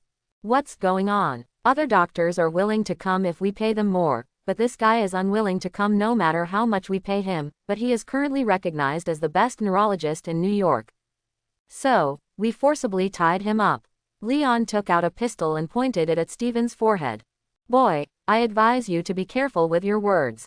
I know you have a girlfriend named Christine Palmer. You don't want her to be accidentally hit by a car when she goes out one day. Okay, I will pay attention, don't hurt her. Stephen showed an angry look on his face when he heard this, but for the safety of his girlfriend, he had to hold it back. It's really Doctor Strange. George raised his eyebrows. The name is the same, the profession is the same, and even the girlfriend is the same, so it can't be wrong. He only remembered that Dr. Strange was a famous doctor before, but he didn't know that he was a neurologist. But it's not a big problem. He became Dr. Strange 6 or 7 years later. Now he is just an ordinary person. He doesn't want to kill him, but just wants him to help treat his illness. It is estimated that it will not attract the attention of the old salted fish of Ancient One. Leon, put down the gun, don't be rude to Mr. Strange. Waving his hand to let Leon back, George stepped forward and smiled at Stephen and a group of doctors. Don't worry, as long as you help me well, I promise that your reward will not be less, or even more. And I promise you that you and your family will be safe and will never be harmed. The doctors looked at George wearing the death mask and swallowed their saliva almost at the same time. Some doctors regretted taking this order for money. But Stephen had just set an example for them.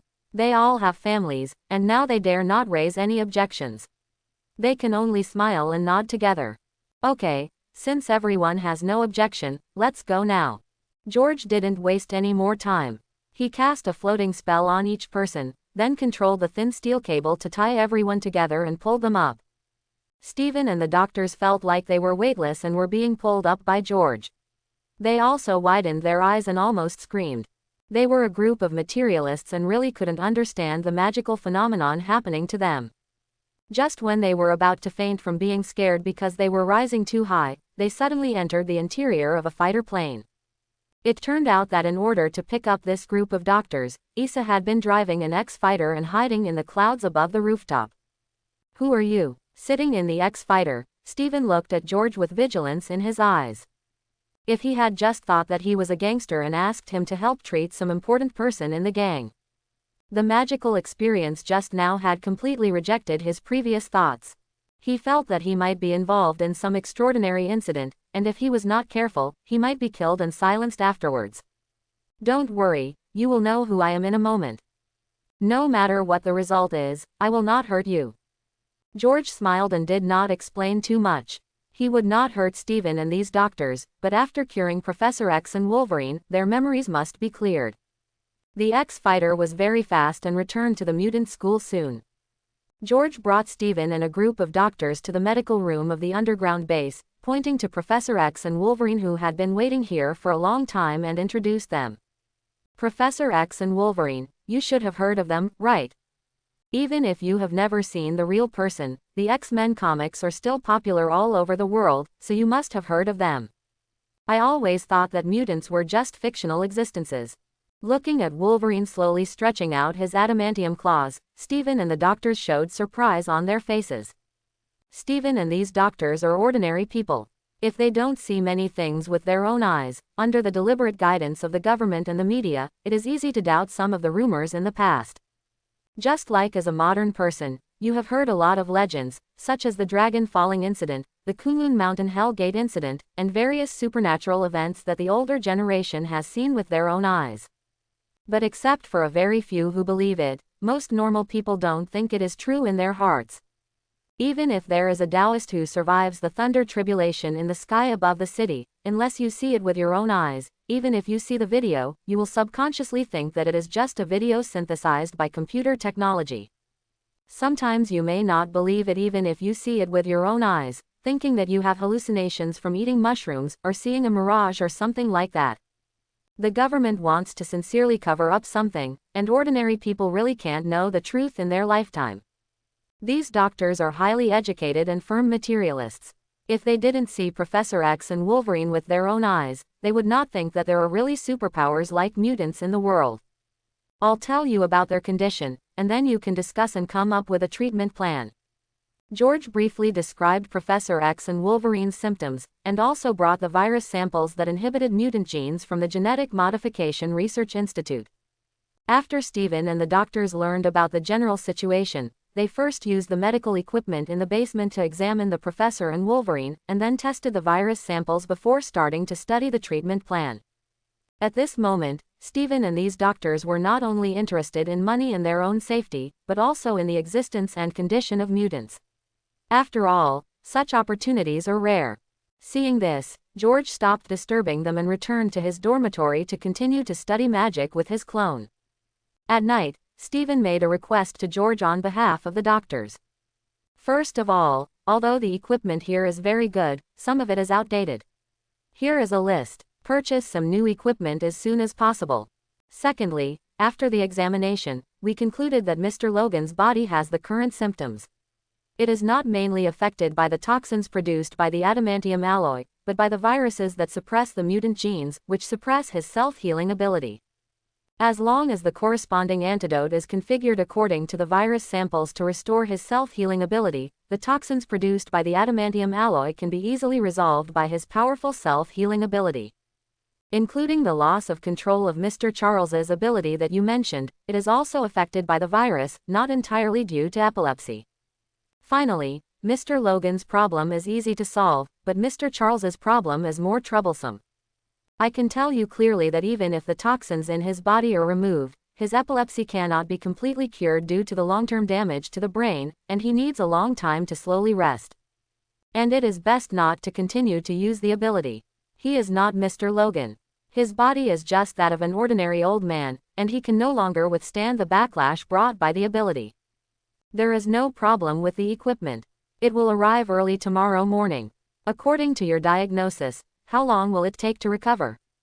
George was not too disappointed when he heard the diagnostic report given by Stephen. Although it was a pity for him that the professor could no longer use his abilities, it was not a bad thing. If the professor can use his abilities at will and return to the level 4 peak mutant that can kill most people on Earth with the help of brainwave amplifiers, then their safety will indeed be guaranteed, but there are also limitations.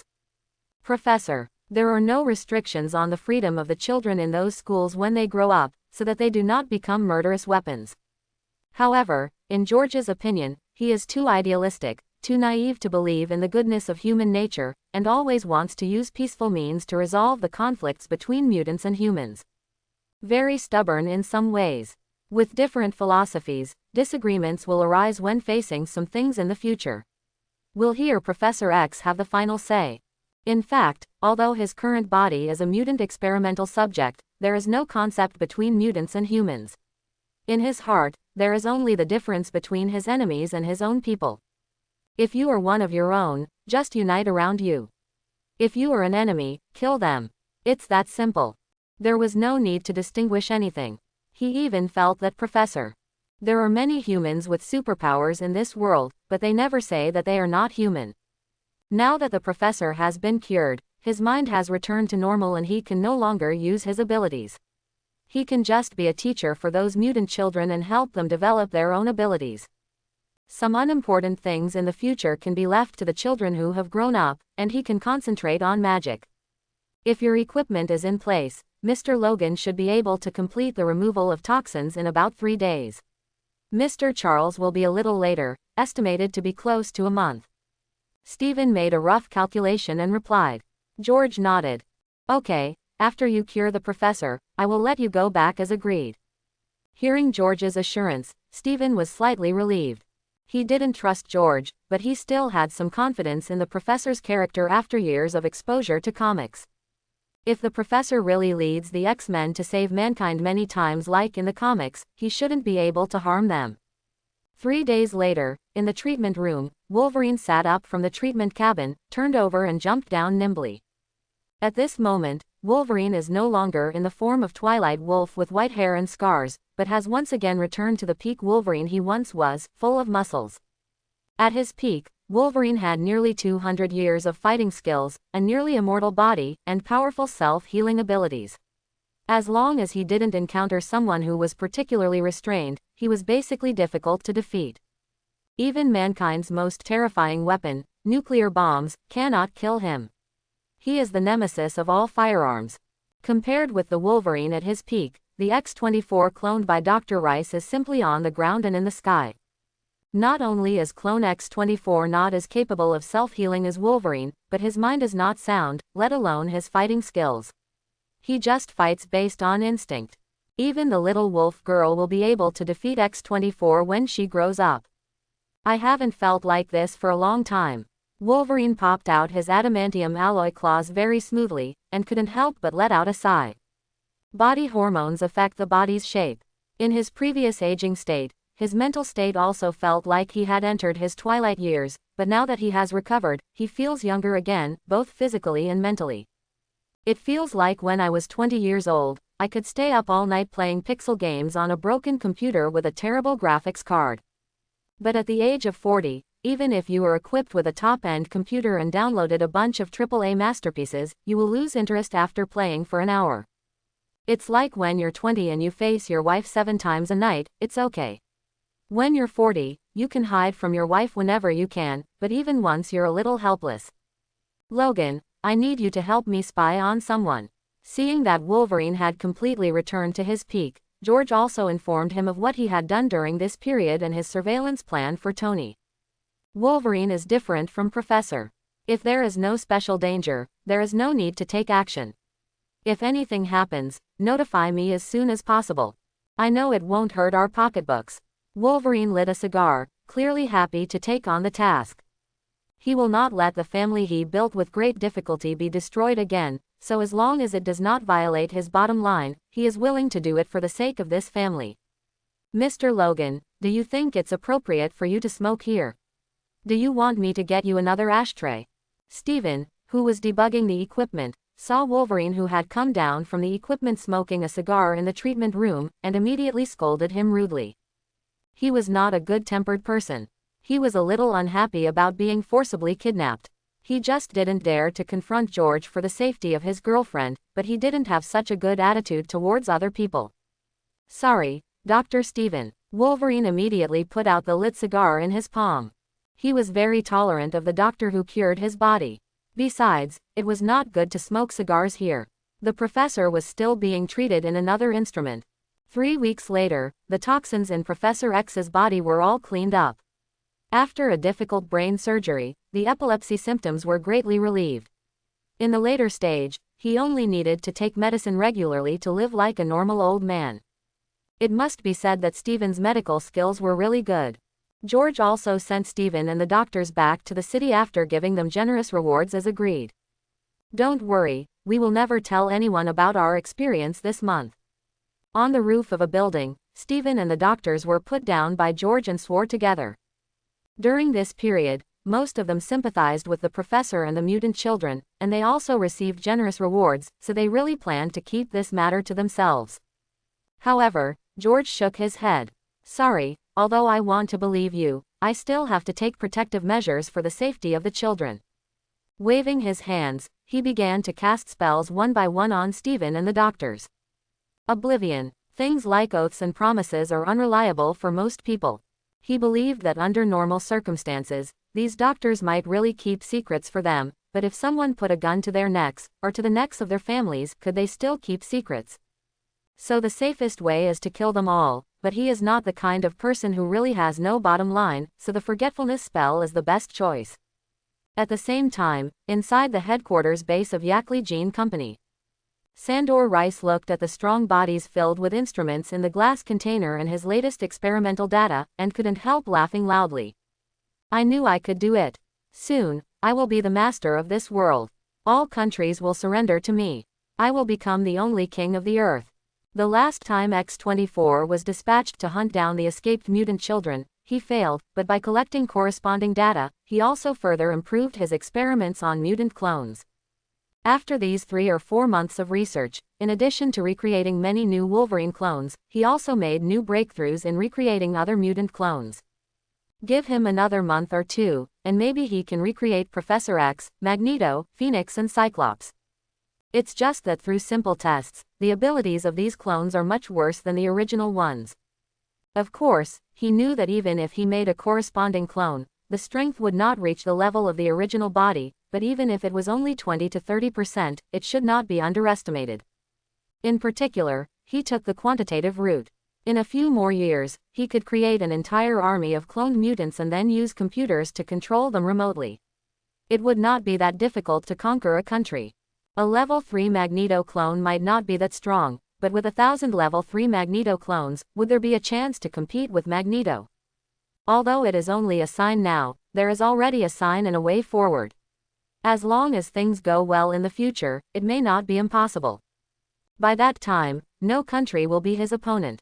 If George were here, he would definitely tell him that he was too naive and that the world was far from as simple as he thought. Let Donald come over here. After sorting out the experimental data, he seemed to remember something, picked up the communicator and called Donald, the commander of the base, over. How about it? Have you found any trace of those failed products? No exact location yet, but it's confirmed to be in New York. Although they have been changing cars on the road, according to the tracking of our tracking experts, it is confirmed that they finally entered New York City and have not come out until now. They should be hiding in some secret place. Quote, Commander Donald reports, during this period of time, his energy was basically focused on searching for Wolverine and experimental subject number 757, because he wanted to clear up the shame of being at the border factory. It's a pity that the clue was cut off when it arrived in New York. The other party seemed to have stopped its activities after entering New York. The clone body will need to collect data through actual combat, and those failed products will also have to be dealt with. When I perfect the cloning technology, I will create a clone of Caliban. Use Caliban's ability to track mutants to quickly help you find their traces. But if you fail again this time, there is no need to come back. Quote, Dr. Rice said in a cold tone. When Donald heard this, cold sweat broke out on his face, because he knew that what the boss said this time was true. Don't worry, I will definitely bring all their bodies back to you this time, including Wolverine and Professor X. Okay, you don't have to worry about looking for it now. I will let you know when I have the baby's clone ready. Dr. Rice waved his hand and made Donald retreat. He felt that he was better than the doctors who studied mutants in history, such as Dr. Trask and General Stryker, who were only allowed to carry their own shoes. Those sentry robots and synthetic mutants they built are not as powerful as their own army of cloned mutants. The most important thing is that these cloned mutants are controlled by computers and absolutely obey his orders. They are not afraid of death or rebellion, and their loyalty is more guaranteed than that of Donald. It's a pity that there isn't much adamantium left, so these replica Wolverines can only use bone claws. That's good, it just happens to be able to restrain that experimental subject No.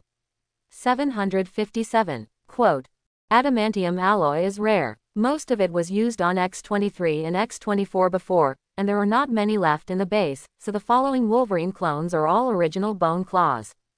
The bone claws are not restrained by the magnetic force of experimental subject No. 757. To be honest, he really couldn't figure out why the failed experimental subject number 757 became so strong. Later, he synthesized several similar ones, but the experimental results were very unsatisfactory and very rubbish. 5 of them could not defeat a single Boneclaw Wolverine clone, so he had to give up on his stupid decision to clone experimental subject No. 757.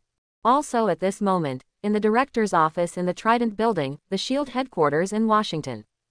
Director, Tony Stark is unwilling to cooperate. We need time to take our time.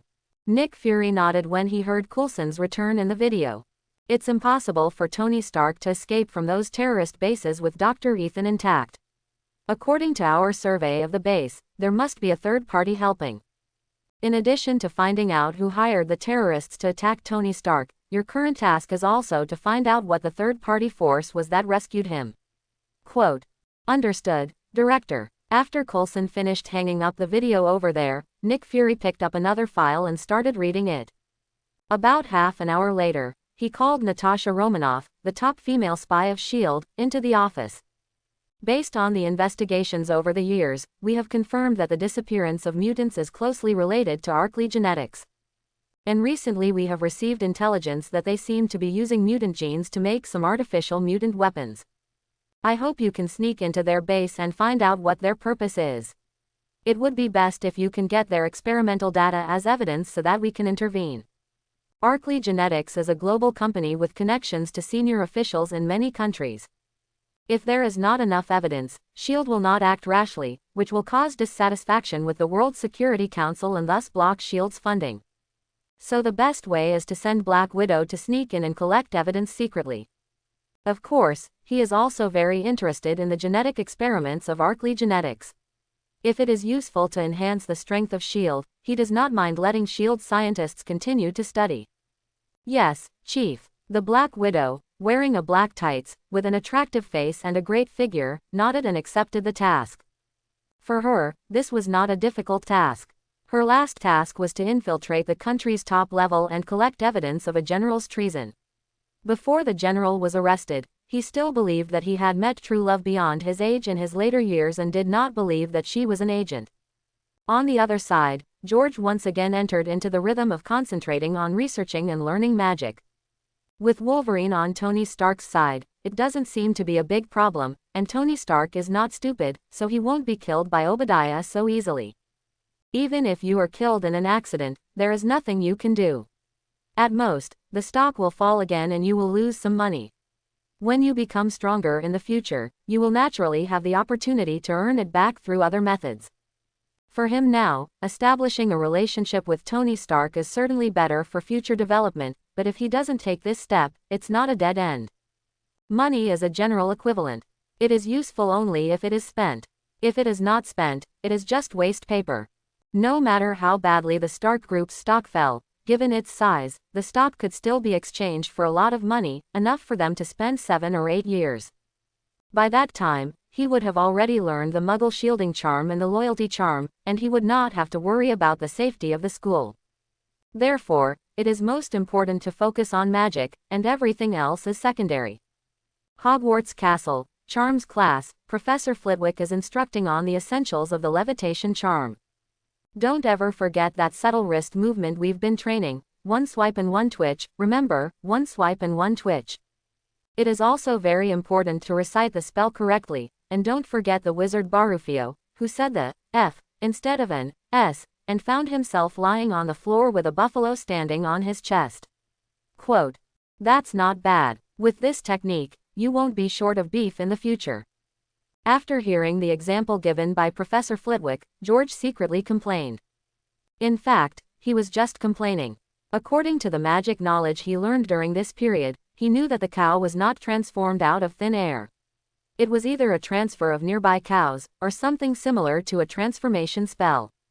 Magic is magical, but it also follows its own rules and is not omnipotent. At least it is impossible to conjure food and water out of thin air. Many magic spells that conjure cows, snakes, horses, birds, flowers, etc. are actually extended magic of transfer and transformation. If it is a transfer type, things that do not exist around you cannot be transferred. For example, if you are in a desert, even if you say F instead of S 100 times, there will be no cows. If it is a transformation type, then the cow is affected by magical transformation. Once the magic effect ends, it will disappear or return to its original appearance. It is impossible to get countless free beef to fill your stomach in this way. At most, you can just taste it. There are many similar rules in magic. If you don't study them carefully and understand the taboos, you may accidentally get yourself into trouble one day. Luna's mother died from the experiments and improvements of the curse. Now, everyone starts practicing. After explaining the theoretical basis of the levitation spell, Professor Flitwick asked everyone to try practicing with feathers. At this time, George was not low-key. He naturally raised his hand and cast a floating spell on the desk next to him. Wingardium Leviosa. As the spell sounded, the desks immediately floated above the classroom, leaving the little wizards who were still trying to make the feathers float in a daze. Very well, George, 5 points for Slytherin. Although I was a little distracted in class, points still had to be earned. After class, Professor Flitwick picked up his textbook and was about to leave the classroom, but how could his short legs outrun George, who was faster than a rabbit, and was blocked directly at the door of the classroom? "Looks like my lunch will be delayed again," Professor Flitwick said helplessly. It was obvious that this was not the first time that this happened. He was very pleased, but also a little confused. George had a smile on his face. "Professor, I have been learning Muggle shielding spells recently, and there are a few things I don't understand that I would like to ask you for help. I think you won't mind wasting this little time to answer the questions for your eager student." There was nothing he could do. The professors had many classes and had their own private matters on weekends. He really couldn't find anyone without waiting after class. Not all professors are like Snape and are willing to use their personal time to teach magic. An hour later, George let Professor Flitwick go with satisfaction and walked to the Great Hall to have lunch.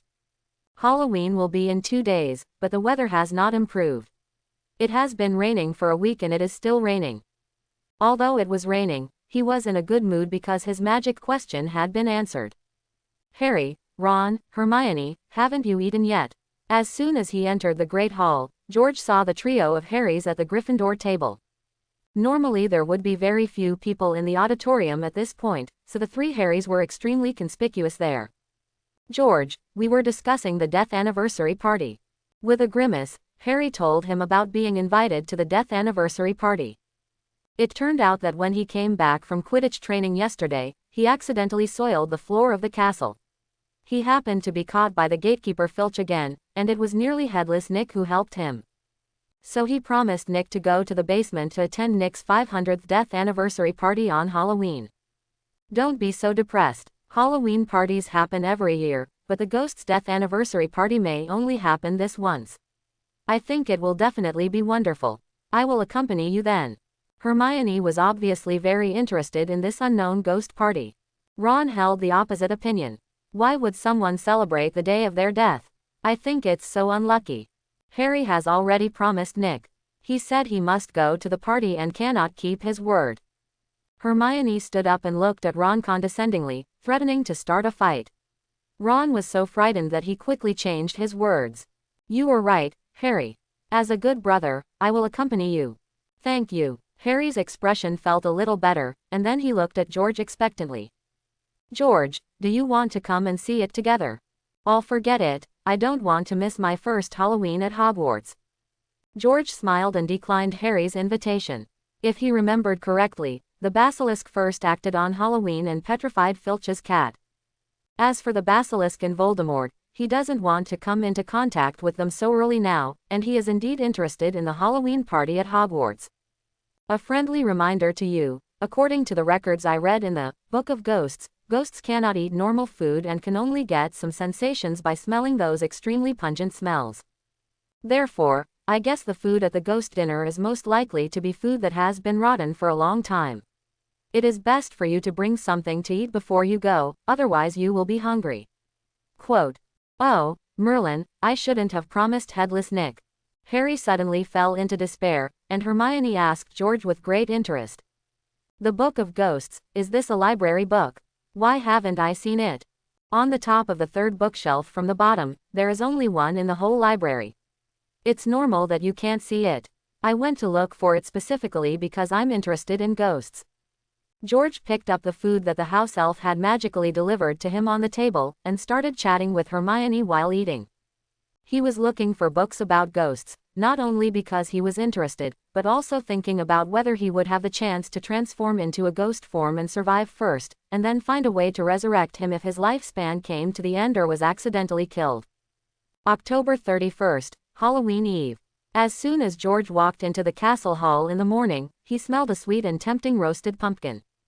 Today's breakfast is basically all pumpkin related, probably because he got a lot of ingredients from Hagrid. But to be honest, the cooking skills of house elves are really good. No wonder Tonks always said that she missed the food of Hogwarts. He, who doesn't like Western food very much, occasionally feels a bright feeling. If there is a chance, he plans to see if he can get one in the future and use it as a butler for himself.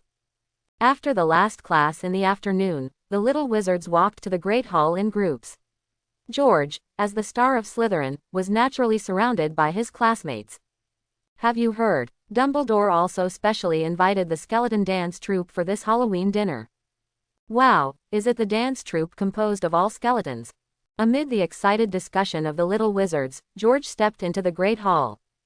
The Great Hall was decorated with colorful lights. 1,000 live bats were flying on the walls and ceiling, and another 1,000 were like low dark clouds, hovering above the dining table. There were huge pumpkin lanterns floating in the sky above the Great Hall, each of which was big enough to hold 2 or 3 little wizards. It was a pumpkin specially made by Hagrid using the expansion spell, and George was there at the time. But he was not interested in pumpkins, he was interested in the expansion spell. The expansion spell, a spell that can make a person expand rapidly and float like a balloon, has the same effect on objects, but it is important to control the effect, otherwise it is easy to overexpand and explode. George was interested in this spell because he thought that if he knew this spell when he escaped from the base before, he could expand the grenades by more than 10 times when he controlled them to fly out. It would not be a simple blow up of a few houses, maybe the whole base could be blown up. But this spell is not easy. Even if he asked Hagrid for advice, he has not yet fully mastered it. Of course, the main thing is that he wants to learn too many magic theories and spells. The expansion spell is not the most important one, so he can only put it in the back row, which naturally takes less time.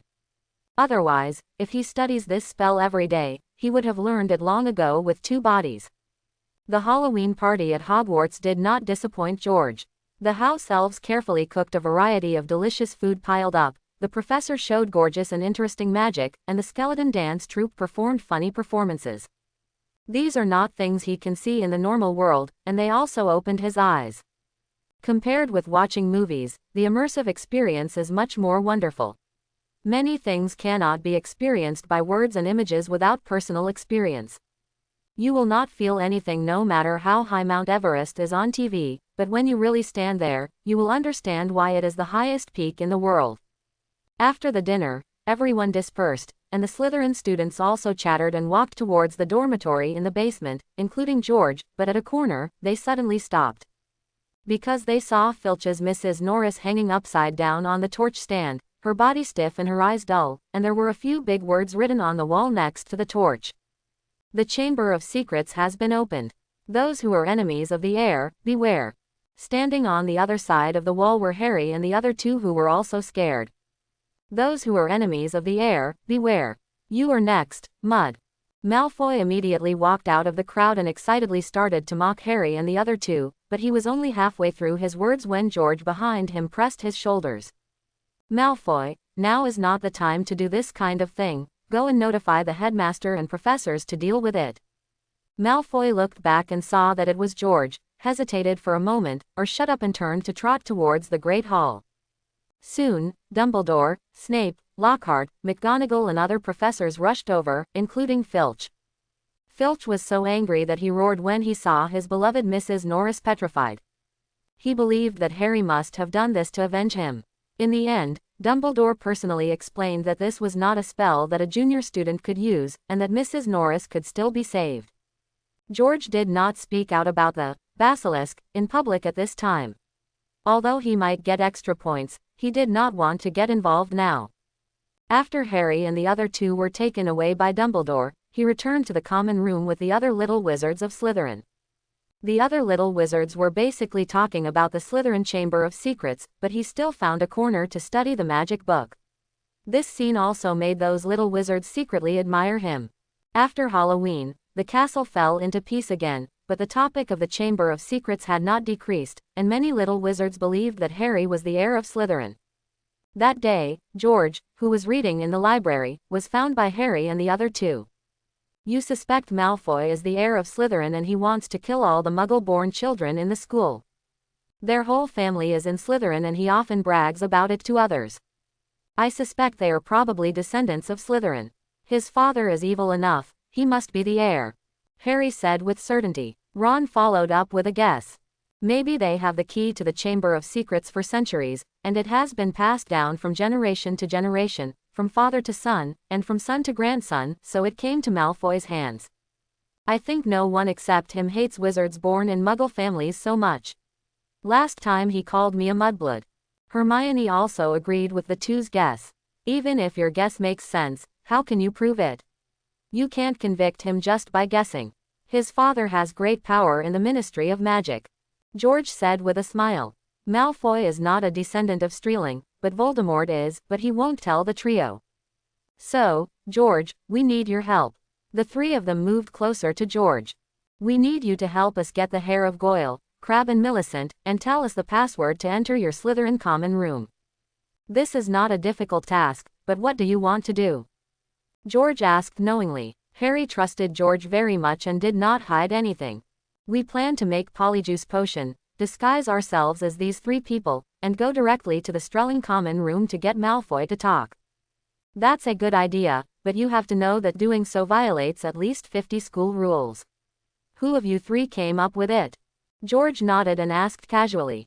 Harry and Ron pointed at Hermione at the same time. They couldn't come up with such a good plan because they didn't know what Polyjuice potion was at all.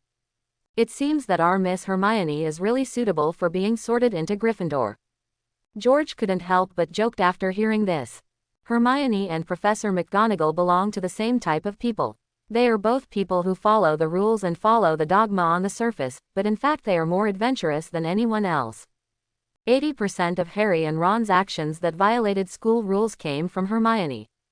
He felt that the reason why Hermione was so angry with Harry and Ron at the beginning of term was not because they got into a big trouble, but because she was missing from the car. Hermione's face turned red and she didn't retort, she just asked. It's a pity that I searched the entire library and couldn't find the powerful potions that Snape talked about in class. Without the recipe for Polyjuice potion, you can't make Polyjuice potion. George, have you seen this book in the library? Quote. Powerful potion. I have some impression, it seems to be in the restricted book area. George thought for a moment and replied.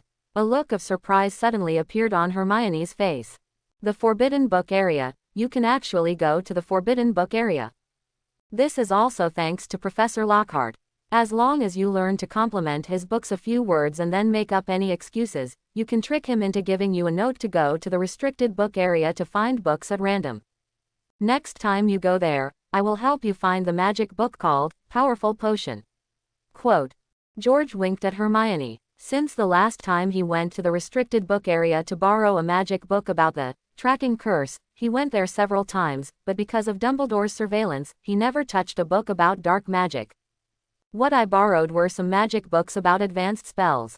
He can't learn those spells with his current ability, but it's better to memorize them first. He took the initiative to help the trio this time because he also wanted to send a signal to Dumbledore. A signal that he is Harry's friend and that he can help Harry in the restricted area, so that Dumbledore will be open to him. Otherwise, he often uses Lockhart to enter the restricted area, and sooner or later Dumbledore will want to fix this bug. The key point is that as the principal, Dumbledore is fully capable of this. As long as he says a casual word, he will no longer be able to happily look for books in the restricted book area. He had this consideration in mind when he chose to get close to the trio. As expected, I just said Lockhart was a brainless idiot. Ron was not particularly surprised by this. Ever since the incident with the elf in Cornwall, he had thoroughly seen Lockhart's true nature. However, Hermione obviously didn't think so, and she retorted with a scream. He is not a brainless idiot. I checked that everything written in his book is true. Forget it, I think it's because he said you are the best student in the second grade. Okay, although I agreed to help, there is a condition. George interrupted the quarrel between the two. I heard, Hermione, that you used the freezing spell to easily immobilize a group of Cornish elves in the Defense Against the Dark Arts class. I have also been studying the freezing spell recently. I wonder if there is a chance to communicate. Freezing spell is a kind of range-wide binding magic. It is very useful for creatures with relatively small strength, but it cannot restrain creatures with strong strength. People with such strength can easily break free. But George was interested in this spell not because of this, but because the freezing spell also had a special function, which was that it could affect modern technological items. Small technological items such as anti-theft alarms and surveillance cameras will stop functioning immediately after being exposed to the freezing spell, causing the machine to fail. It is one of the spells often used by wizards in the Muggle world. If he uses this spell against Iron Man, the arc reactor in his body may be affected, causing Iron Man's steel suit to be paralyzed on the spot. No problem, I will tell you all the casting techniques of the freezing spell. When Hermione heard that George, the star of Slytherin, asked her about magic spells, she immediately raised her chin proudly. She loved being a teacher the most. In particular, George was very nice to talk to, unlike Ron, who was so stupid and taught him well and even lost his temper and ridiculed her. Abnormal. Harry and Ron looked at each other and had the same thought in their minds at the same time. The freezing curse is the most difficult spell to learn in the second grade. It will not be taught until the next semester. Hermione is already weird if she can learn it early. George has only been in first grade for a few months and he has started to learn it. Sure enough, they couldn't understand the world of academic masters. The next day, George used Lockhart's approval slip to enter the restricted area and obtained the powerful potion and handed it to Hermione. However, before handing it to Hermione, he had already recorded all the potion formulas in the entire powerful potion on the computer through the Marvel system for later use. I'm afraid even Dumbledore wouldn't believe that in just a few hours from the time he lent it to Hermione, he copied all the potion recipes in the book. After receiving the formula for Polyjuice, the trio began to think of ways to collect the precious herbs in the formula, and Hermione, a potion genius, made the Polyjuice. Polyjuice potion is a very high-end magic potion that takes about a month to successfully refine. George did not ask about these anymore, but continued to devote himself to the study of magic. The time has quickly come to the end of November, and it is also the moment that the little wizards and wizards at Hogwarts are most looking forward to. That is the Quidditch match held by the 4 major colleges in Hogwarts Castle every year. Every victory in a Quidditch match will greatly increase the points of the college. On Saturday, the first Quidditch match began, Slytherin vs. Gryffindor. At breakfast, the atmosphere at the Gryffindor long table was depressing, because they knew the difficulty of this battle. Except for Harry's Nimbus 2000, the speed of all their flying brooms was much lower than Slytherin's overall Nimbus 2001.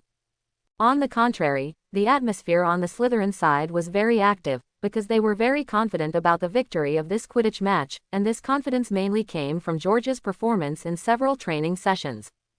George, do we really want to do this? Flint, the captain of the Slytherin team, was hesitant. George replied while drinking pumpkin porridge. I have already told the dean about this matter, and he also agreed. Since we are 100% sure to win, we must not let others gossip about us Slytherins. We must let them know that we Slytherins really won this game with our strength. This is the pattern that we Slytherins should have. Okay, then do as you say, but if we lose at that time, you will take full responsibility. Flint gritted his teeth and nodded. Although he felt that George's approach was unnecessary, the game was originally based on each means, even if it was a foul, as long as you can win, it would not hesitate, but since the dean agreed, he had nothing to say. So, you don't believe in my strength? George looked up at Flint, and Flint's face froze immediately, and then smiled. Of course not, how could I not believe in your strength? George is the dean's favorite student, and whether the Slytherin team can win consecutive championships and honors before graduation depends on George, so he can't really offend him. It was almost 11 o'clock, and all the teachers and students in the school began to go to the Quidditch field. When passing by the Gryffindor team, George said to Harry, "Don't worry too much. For the sake of fairness, I have already suggested to the dean that except for Malfoy who will use Nimbus 2001, we will all use the previous flying brooms." Yes, that's what Flint just told him. For him, if he wins the game with Nimbus 2001, then others will think that it is because his flying broom is better than other teams that he can perform so well, which is not conducive to his plan to enhance his reputation. It's just that in the eyes of outsiders, they will only think that he is upright and noble. But in fact, compared with Flint, he is more unscrupulous. Because the premise of making this decision is that he is sure that he can win the game. Not only because of his physical fitness and absolute control over the flying broom, but more importantly, if he wants, he can use his ability to influence the golden snitch at any time. When he is not 150 points ahead of the other team, he will not let the golden snitch fall into the hands of any seeker. So when the game ends and at what score, it is entirely up to him to decide. If Flint and Malfoy are real villains, they are bad people that everyone can clearly see, and it is easy to see through the character traits of Slytherin. Then George is a hypocrite who disguises himself very well. He is a positive image in front of everyone, but secretly does whatever it takes to achieve his goals. To be honest, this is really similar to Voldemort when he was young. Sometimes he wants to give himself a nickname called Gentleman Sword George. It's just that he is not so extreme, and coupled with the education he has received in his previous life, he will keep some bottom line even if he does things by any means. He thinks there are no pure good people in the world, and there are few pure bad people. In order to live better, he is willing to lean towards the bad side. Thank you, George. Hearing George's words, Harry immediately became excited. Wood and other Gryffindor players jumped up excitedly, looking at George with admiration in their eyes. If before, except for Harry's trio, Ginny and Colin, other Gryffindors just didn't dislike George because of his speech at the beginning of the school year, now they have a good impression of him. The most important thing about the game is fairness, George said without blushing. It's not really cheating. After all, the rules of the game only say that magic cannot be used, but not superpowers. The Quidditch Stadium, the stands are full of students and teachers from the 4 major colleges, as well as wizards from Hogsmeade and wizards from the Ministry of Magic who were invited. Among them is Ludo Bagman, the current director of the Department of Magical Games and Sports. Is this first-year wizard named George really as good as you say? He came here specifically this time because Hooch told him that Hogwarts had a talented player who could make the British Quidditch team rise. Although he didn't quite believe it, he still wanted to see it with hope. If the British Quidditch team didn't do well and didn't get a place in the World Quidditch Cup, he probably wouldn't be able to sit on the position of director of the Department of Magical Sports and Games for a few more years. Of course, just wait and see, Bagman. Madame Hooch waved to Ludo with confidence, then walked down the stands and entered the center of the court. She had seen Slytherin's training and was confident in George's strength. Amid the warm applause of the little wizards around, the captains of the 2 teams shook hands, and then both sides took off at the same time, officially starting the game. Hey, did I see it wrong? Except for Malfoy, all the Slytherin team gave up using Nimbus 2001. At the beginning of the game, the wizard Lee Jordan, who was the commentator, was surprised to find that the flying brooms of the Strelling team were abnormal. The fact that all the members of the Strelling team were using Nimbus 2001 had also caused a sensation in Hogwarts for a while. Snape, this is not the style of your team. And you rarely stand here with me to watch the game.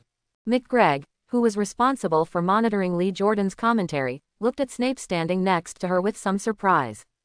As the #1 Quidditch fan and once the most talented seeker of Hogwarts Gryffindor, she fell off her broom during the game in her 7th grade because of a foul by the Slytherin team, suffering a concussion and several broken ribs. So she had always hoped that Slytherin would lose miserably. This is George's suggestion. He thinks that if we Slytherins want to win, we must win openly and fairly. Snape replied without raising his head. McGregor rarely smiled gently when he heard this. George is indeed a good boy. Just for his fairness, I give Slytherin 10 points. It turned out that George from the Slytherin team proposed that the game with the other 3 colleges should be fair and just. It seems that the Slytherin team is not so fond of cheating and fouling. Lee Jordan heard the conversation between Snape and McGonagall and immediately explained it into the microphone. Then he was hit on the head by the 2 deans at the same time. The last sentence just now was a joke. Let's focus on the game. Oh, George from Slytherin got the ball first, and the flying broom he controlled avoided the obstruction of all the players of the Gryffindor team in a dangerous posture. Then it went in. What a beautiful goal. Oh, it went in again. It was George again. He hung on the flying broom with one hand and kicked it into the goal. It was George again. This time he stood on the flying broom and shot the ball in an arc. It was still George. With George's various fancy goals, the Gryffindor players were stunned, and the little wizards of Slytherin in the audience below were so excited that their voices were hoarse. 120-20. There are still 50 points and it's almost over. Quote. George looked at the scoreboard and thought to himself. Up to now, apart from controlling the flying broom, he really didn't cheat much, and even let Gryffindor down twice to avoid being beaten bald. There was no way. His physical advantage was too obvious, and it was basically difficult to not grab the ball with the flying broom, and it was also difficult for the opponent's players to stop him. And the golden snitch was indeed difficult to catch. Even if he didn't control it, Harry and Malfoy hadn't touched the tail of the golden snitch yet. However, just when George was about to continue to score points, an accident suddenly occurred at the scene. The black bludger seemed to be controlled and began to attack Harry frantically. Is it the house elf Dobby who started to play tricks?